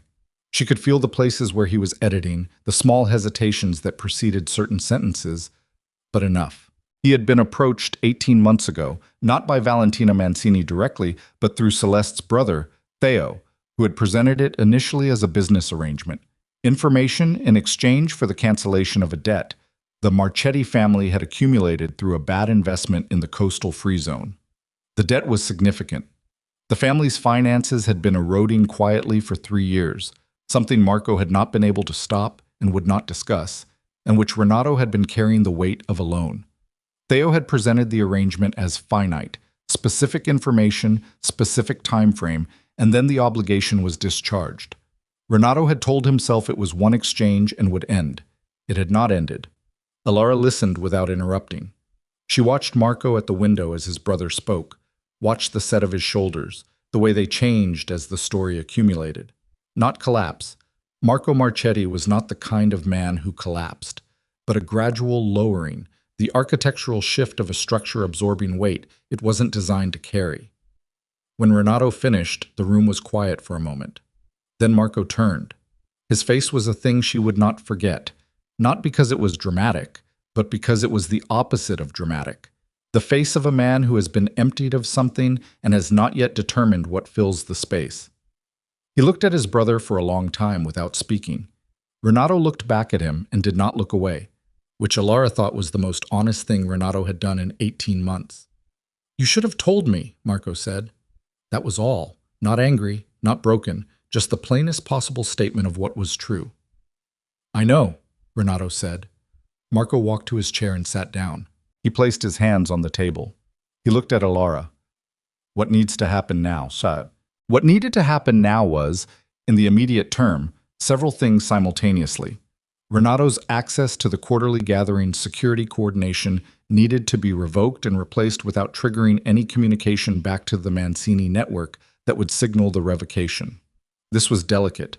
Too sudden a withdrawal would alert Valentina that the embedded contact had been uncovered, and if she knew the contact was burned, she would either accelerate the intervention timeline beyond what they could prepare for, or abandon it entirely and disappear into the next iteration of the plan, which would be harder to track and harder to expose. They needed her to believe, for a specific window of time, that the operation was still intact. Aurelio handled the security question with the efficiency of someone who had untangled exactly this kind of problem before, which was why Alara had trusted him with the gathering in the first place. Within 40 minutes, he had made 3 calls and arranged for Renato's role to be quietly transferred to a man he trusted personally, with documentation suggesting that Renato had requested reassignment for health reasons, which was mundane enough to be plausible. Renato remained in the room. Not because he was under guard, there was no formal guard, no explicit restraint, but because Marco was still there, and Renato was not going to leave the same room as his brother until Marco told him to, which Marco had not done. Alara noted this and filed it and said nothing about it, because some things between brothers were not her business and were better resolved without an audience. The harder question was Valentina Mancini. She had called Alara with a 24-hour window for negotiation. That window was closing. It had been 12 hours since the call. By the time the gathering at Aurelio's house concluded, it would be closer to 16, which meant Valentina was expecting a response, and the absence of one was itself a communication. "She'll read the silence as refusal," Virabasso said. She had been the most composed person in the room all evening, which had not surprised Alara. Vera had managed the Basso family through things that made tonight look procedural. "I want her to read it as refusal," Alara said. "I want her to make her next move while she still believes Renato is in position. And when she makes it, then we show her what she's actually walked into." Gio Ferrante had been quiet for most of the second half of the gathering, his eyes moving between Alara and the documents on the table, and now he spoke with the precision of someone who has been thinking rather than talking. "You want to let her commit to the action against the quarterly gathering?" "Partially," Alara said. "Not the full action, but enough that she's visible, enough that she's moved assets, communicated plans, put structures in motion that can be documented." She paused. "Right now, she's the architect of a 12-year plan that is almost entirely invisible because it's been operating through intermediaries. If we expose it now, with what we have, the documentation is strong, but it's circumstantial in places. If we let her move toward the quarterly gathering under the belief that Renato is still embedded, she will make herself visible in ways she can't take back." Carlo spoke from the corner where he had been sitting for the last hour. "There's a risk in that." "Yes," Alara said. "If she moves faster than you've calculated, then we've built the wrong plan and we pay for it," Alara said. "That's the trade." She looked at the table, at the documents spread across it, at the faces around her. "Every option we have involves a trade. I'm proposing the one I think costs the least." The room considered this. It was Vera who broke the silence. "I trust your read on the timing," she said. "I have for 20 years. She looked around the table. "We go with Alara's plan." No one disagreed. She called Valentina Mancini at 11:15 that night from the car outside Aurelio's house, with Lucian sitting beside her in the passenger seat and the darkness of the street pressing against the windows. "You're calling late," Valentina said. "I've been in meetings." "With the families, I assume?" "With some of them." Alara kept her voice at a register that was neither aggressive nor conciliatory. She aimed for something in the middle, the tone of a woman who is considering terms. "I've been thinking about your offer. And? I have questions about the structure, about what partnership with the Mancini family would actually look like in practice, and what protections the dynasty would have against future—" She paused, as though choosing the word. "Positioning." A brief silence, Then, that's a reasonable question. I'm glad you're willing to have the conversation. I'm willing to have it, Ilara said. I want to meet in person, face to face, no intermediaries, before I make any decisions. Another silence. That's unusual. I'm an unusual person. Something in Valentina's voice shifted, not warming exactly, but adjusting, recalibrating. When? The day after tomorrow. There's a neutral location, the Caretti estate in the valley. It's been used for these kinds of meetings before. Both families have history with the site. A longer pause this time. Ilara let it sit without filling it, which was always the correct move with someone who was evaluating sit. Filling the pause would have read as anxiety, and anxiety would have told Valentina something Ilara didn't want told. All right, Valentina said finally. The Caretti estate. Day after tomorrow. Noon. Noon, Ilara confirmed. She ended the call. She sat with the phone in her lap and looked at the street through the windshield for a moment. She agreed too quickly, Lucian said. She thinks she has leverage, Ilara said. She still believes Renato is in position. She thinks she's controlling the terms of this meeting because she can walk away from negotiation at any point and execute the quarterly gathering intervention. She turned the phone over in her hand. Let her think that. What happens at the Caretti estate? She comes to the table believing she holds most of the cards. Ilara looked at him. And I show her what a table looks like when someone has been counting cards for 12 years. The meeting at the Caretti estate was held in the main room of a house that had served as neutral ground for 3 generations of families who needed somewhere neither party owned to have conversations, neither party wanted on record. It smelled of old stone and the particular quality of air in rooms that are opened infrequently, slightly sealed, as if the air inside had been preserved along with everything else. Valentina Mancini arrived with 2 people, a man Ilara recognized as her family's legal representative, and a woman she didn't recognize who carried herself with the practiced near invisibility of someone functioning as operational backup. Ilara arrived with Lucian and Carlo Ferrante, whose presence she had arranged carefully because Carlo had been at the founding of several of the agreements that the Mancini family had been working to subvert, and his presence was itself a message about how much of the ground beneath this conversation was already known. Valentina was in her mid-50s, silver-haired, with the particular physical quality of a woman who had made a lifelong practice of being underestimated and had built her entire operational philosophy around the gap between what she appeared to be and what she was. She was gracious when they sat down. She offered water. She commented on the room's architecture with the ease of a woman who is entirely comfortable in any room she enters because she has decided in advance that she belongs in it. Ilara let her be comfortable. She let the first 5 minutes be what Valentina wanted them to be. The measured, civilized opening of 2 people feeling out the possibility of an arrangement. She asked 2 questions about the proposed structure of partnership, genuine questions, which had the useful effect of making Valentina talk about what she wanted and how she saw the future and what the Mancini family's vision was for the next decade. Valentina talked. She was good at it. The vision she described was coherent and even, in places, genuinely intelligent. She had been thinking about this for a long time, and the thinking showed. She wanted formal access to the Eastern Network's distribution structure. She wanted a seat at the quarterly gathering table, not as an observer, but as a participant. She wanted the historical record of the Mancini family's applications for alliance, which had been rebuffed repeatedly over the years, officially reclassified as something other than rebuffals. She wanted, Ilara understood, legitimacy.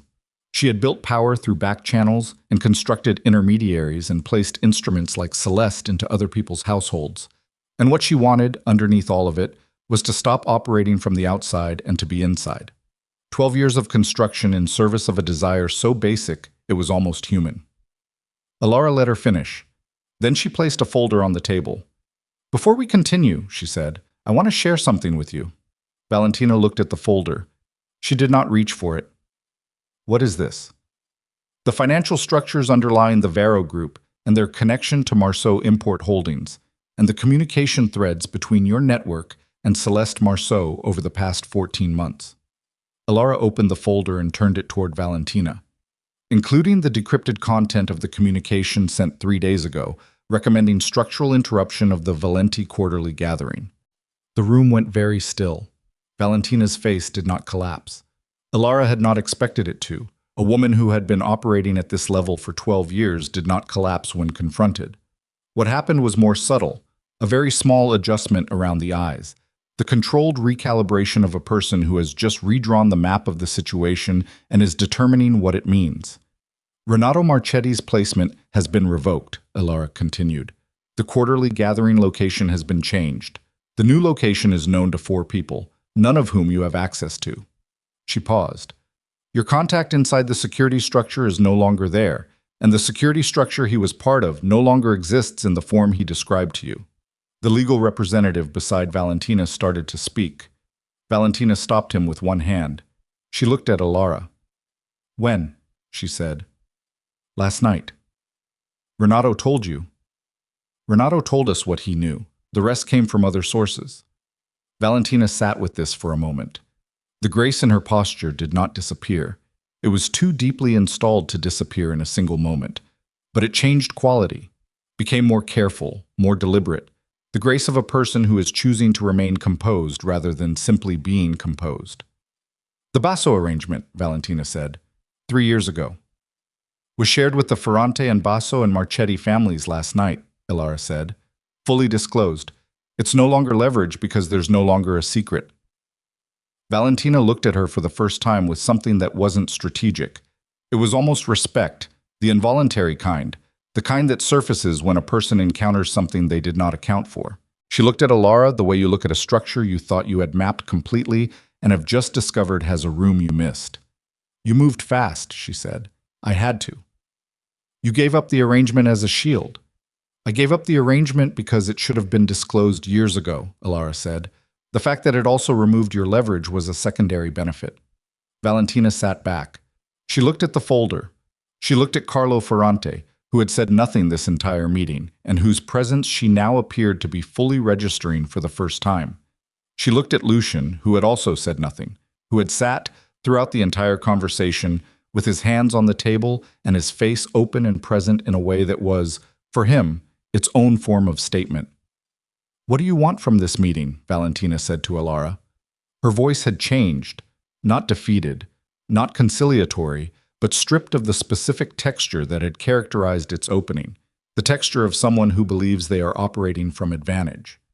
I want you to understand what you are walking away from, Ilara said, not as a threat, as information. She closed the folder. The operation you've built is documented.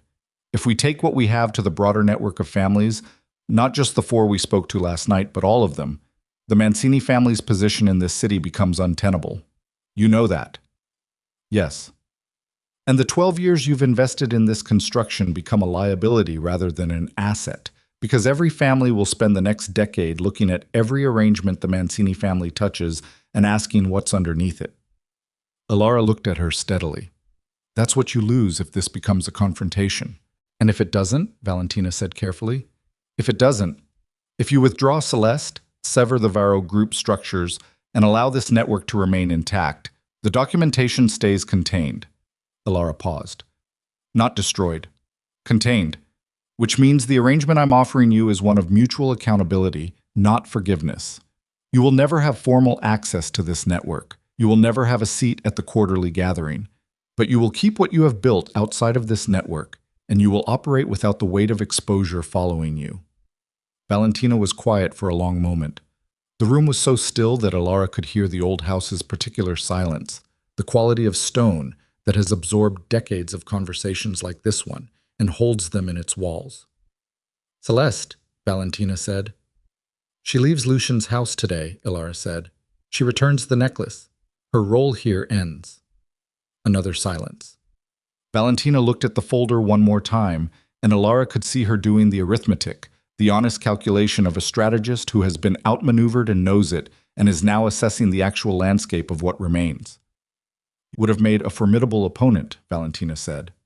I have been, Ilara said simply. You just didn't know it. Valentina picked up her water glass, looked at it for a moment, set it down. Then she looked at her legal representative and said, with the clipped efficiency of a woman moving to the next phase of a problem, we're done here. She stood. She buttoned her jacket. She looked at Ilara one final time, and what was in that look was complex enough that Ilara held it fully. Not warmth, not animosity, but the specific regard of two people who have just measured each other at the highest possible resolution and arrived at an accurate result. Then Valentina walked out of the Coretti estate without another word, and her representatives followed, and the old door closed behind them with the particular solid weight of old wood that has been closing for 100 years and will close for 100 more. Celeste was gone from the house by 4 in the afternoon. Alara had not been present for that.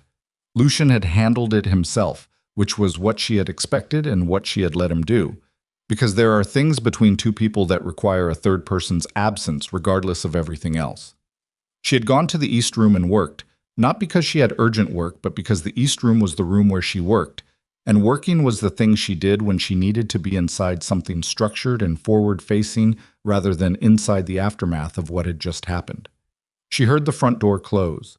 She heard Lucian's footsteps in the hall, slower than his usual walk, heavier in a way that was not physical weight, but some other kind. He knocked on the East Room door, which he almost never did. "Come in," she said. He came in. He stood in the middle of the room rather than leaning against the door frame the way he usually did when he stopped by while she was working. He stood in the middle of the room like a man who isn't sure where he belongs in it, which she had not seen him do since the very early years when the house had been new to both of them. He was holding the seraphine necklace. He held it the way you hold something you're not sure what to do with, not reverently, not carelessly, just with the careful attention of a person who understands that the object in their hands has weight beyond its physical weight. He crossed the room. He placed it on her desk. Not around her neck, not presented with any gesture, just set it on the surface of the desk in front of her and stepped back. "I know that's not how it works," he said. His voice was rough in a way that had nothing to do with volume. "I know you can't just give it back and have that mean something. I know what I did at the gala is what it was, and me putting this on your desk doesn't undo that." He paused. "I'm not trying to undo it." Alara looked at the necklace on her desk. She looked at the dark stones, the heavy chain, the age of it, the thing it had meant to a dozen people before either of them had existed. She thought about wearing it 7 years ago in a room full of people whose alliances had been fracturing and walking from person to person over 4 days, and the way it had felt to return it to its case, voluntarily, when it was over. "Then what are you trying to do?" she said. He pulled a chair from the corner of the room and set it in front of the desk and sat down, which was significant because he never sat across from her at her desk. That was the geometry of a meeting, not a marriage. He put his elbows on the desk and looked at her. "Tell you that I understand what you've been doing for 17 years, he said. "Not vaguely, specifically. I understand the Basso arrangement and why you made the call you made, and I'm not telling you it was wrong because it wasn't wrong. I understand the Feliciano agreement and the Marchetti relationships and the Ferrante Trust and every piece of the network that exists because you maintained it while I was busy believing I was the only one maintaining anything." He looked at her steadily. "I understand that the empire is still standing because of work I didn't see and didn't acknowledge. And I understand that I put a necklace around a woman's throat in front of everyone because some part of me needed to believe I had made it all myself." The room was very quiet. Outside, the light was doing the thing it did in the late afternoon in this season, going gold and then going gray. The transition so gradual you couldn't catch the exact moment of change. Alara looked at him. She looked at the lines of him, the things that 17 years had done to his face, the places where the certainty had carved itself in, and the places where the last 48 hours had undone some of that carving. She thought about the young man she had married, who had been hungry and brilliant and terrifying in equal measure, and she thought about the man across the desk from her, who was older and had been broken and reassembled in the last 2 days in ways that would take months to fully understand. "I know why you did it," she said. "That's not an excuse." "No," she agreed. "It isn't." She looked at the necklace. "But I also know that what I did 3 years ago, keeping the Basso arrangement from you, wasn't only about protecting you. Part of it was about the fact that I had stopped trusting you with certain things. Not because you were untrustworthy, but because I had decided somewhere along the way that it was easier to manage it alone than to involve you and have to negotiate and explain and justify." She looked back at him. "That's its own kind of wall, and I'm not proud of it." The acknowledgement sat between them. Not comfortable, set. Neither of them was interested in comfortable, and if they had been, they wouldn't have survived 17 years in the life they'd built. But honest. The specific quality of honesty that only exists when two people have been through something that stripped the alternative. "What do we do now?" he said. "We rebuild the quarterly gathering security from the ground up," she said. "We formalize the Marchetti family's situation. The debt that Renato was exploited through needs to be handled in a way that removes that vulnerability. We document the Mancini operation fully and keep it in a place that functions as a deterrent rather than weapon." She paused.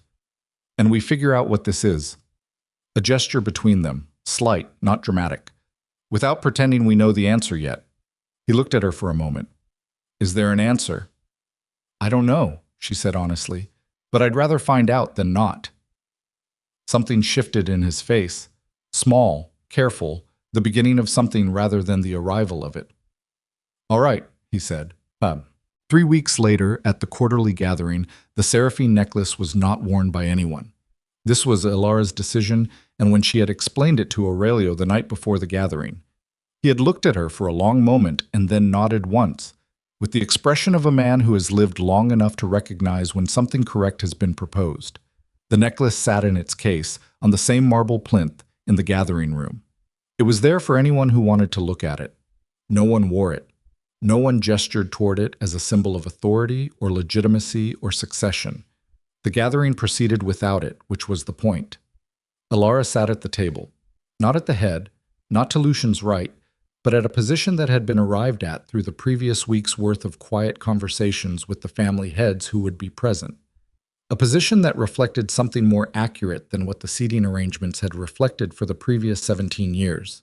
Not the wife of the dynasty's leader, not a figure of quiet supplementary influence operating from the margins, but a person whose voice at the table was a matter of established fact rather than permitted exception. Lucian sat 3 chairs away. They had discussed this, and the discussion had been one of the more honest conversations they'd managed since the night at Aurelio's house. He had proposed that she sit beside him in her old chair. She had explained why that wasn't right, not as punishment, not as distance, but as accuracy. The configuration of a room tells the room what it is. The old configuration had told the room something that wasn't true. This one would be truer. He had listened. He had asked one question. "Is this where you want to sit?" She had said yes. He had said all right. The Marchetti family was present. Marco, not Renato. Renato was facing a separate process involving the families he had exposed, which would take time and which Marco was managing with the particular exhaustion of a man holding something very heavy and refusing to put it down because putting it down would require him to acknowledge that he couldn't carry it. Ilara had spoken to Marco twice in the past 3 weeks, briefly, and what she had told him both times was simply, "Take the time you need." He had not thanked her. She hadn't expected him to. Vera Basso arrived and sat down and looked at Ilara across the table and gave her the smallest possible nod. Not greeting, not deference, but the specific acknowledgement of 2 women who have understood something about each other that doesn't require elaboration. The gathering was 3 hours long. Ilara spoke 4 times. Each time she spoke, the room listened with the full attention that rooms give to people whose authority has been established through something more durable than position, through the accumulated weight of being right and being present, and being the person in the room who understands the thing that needs to be understood. At the moment, it needs to be understood. When it was over, she was the last person to leave. She stayed until the room was emptying, speaking to Aurelio about a logistical question, and then she stood alone for a moment near the marble plinth with its case and its necklace inside it. She looked at the necklace through the glass. She thought about what Valentina Mancini had said at the Coretti estate. "You would have made a formidable opponent." And the answer she had given, "I have been. You just didn't know it." She turned the answer over in her mind and found that it still felt accurate but also incomplete, the way most true things are incomplete. She had been a formidable opponent.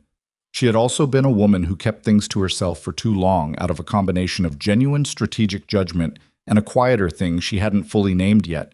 The particular loneliness of a person who has taught herself to be indispensable and has confused indispensability with being known. Those were not the same thing. She had spent 17 years making herself necessary. She was only beginning to figure out what it meant to be seen. She picked up her bag. She walked to the door. She paused with her hand on the doorframe and looked back at the room one more time. The table, the chairs, the fire dying down in the hearth. The plinth with its case, the whole ordinary physical weight of a place where things had been decided for decades. Then she walked out into the evening, and Lucian was waiting by the car, and he was not performing anything, just standing there in the cold air in his dark coat with his hands in his pockets, looking tired and real and present in the way of a man who has stopped pretending to be larger than he is. She walked toward him. The distance between them was 20 feet, and she covered it without hurrying. "How did it go?" he said. "Well," she said. "It went well." He opened the car door. She got in. He came around to the other side and sat and closed the door. And the city was there outside the windows, indifferent and enormous, and entirely unaware of what had been happening inside it for the past weeks. The ordinary, magnificent indifference of cities to the small human dramas that change everything for the people inside them, and nothing at all for anyone else. "What do you want to do tonight?" he said. She thought about it. "Dinner," she said. "Somewhere simple. The place on the corner near the old market, the one with the bad lighting and the good bread." "That place is terrible," he said. "I know," she said. "I've always liked it." He looked at her for a moment with something she had not seen on his face in years. Not love exactly, not in the uncomplicated form love takes in its early stages, but something more durable than love and less comfortable and altogether more real. The expression of a man who is looking at a person and understanding, perhaps for the first time with full clarity, what he is actually looking at. He started the car. They drove through the city, which was lit and loud and moving around them with all its ordinary urgency, and neither of them spoke, which was not the silence of people with nothing to say, but the silence of people who have said the important things and are now resting inside what the saying has made possible. The seraphine necklace stayed in its case that night, where it belonged, not around any neck, not in anyone's hands, not being used as a symbol of anything except what it had always actually been, an old piece of jewelry with a complicated history, valuable not for what it was, but for what the people around it had agreed to believe it meant. The empire did not need it to function. It never had. It needed what had always held it together, the invisible, patient, relentless work of a woman who understood power well enough to know that the most durable kind doesn't announce itself. It needed a Lara Ventress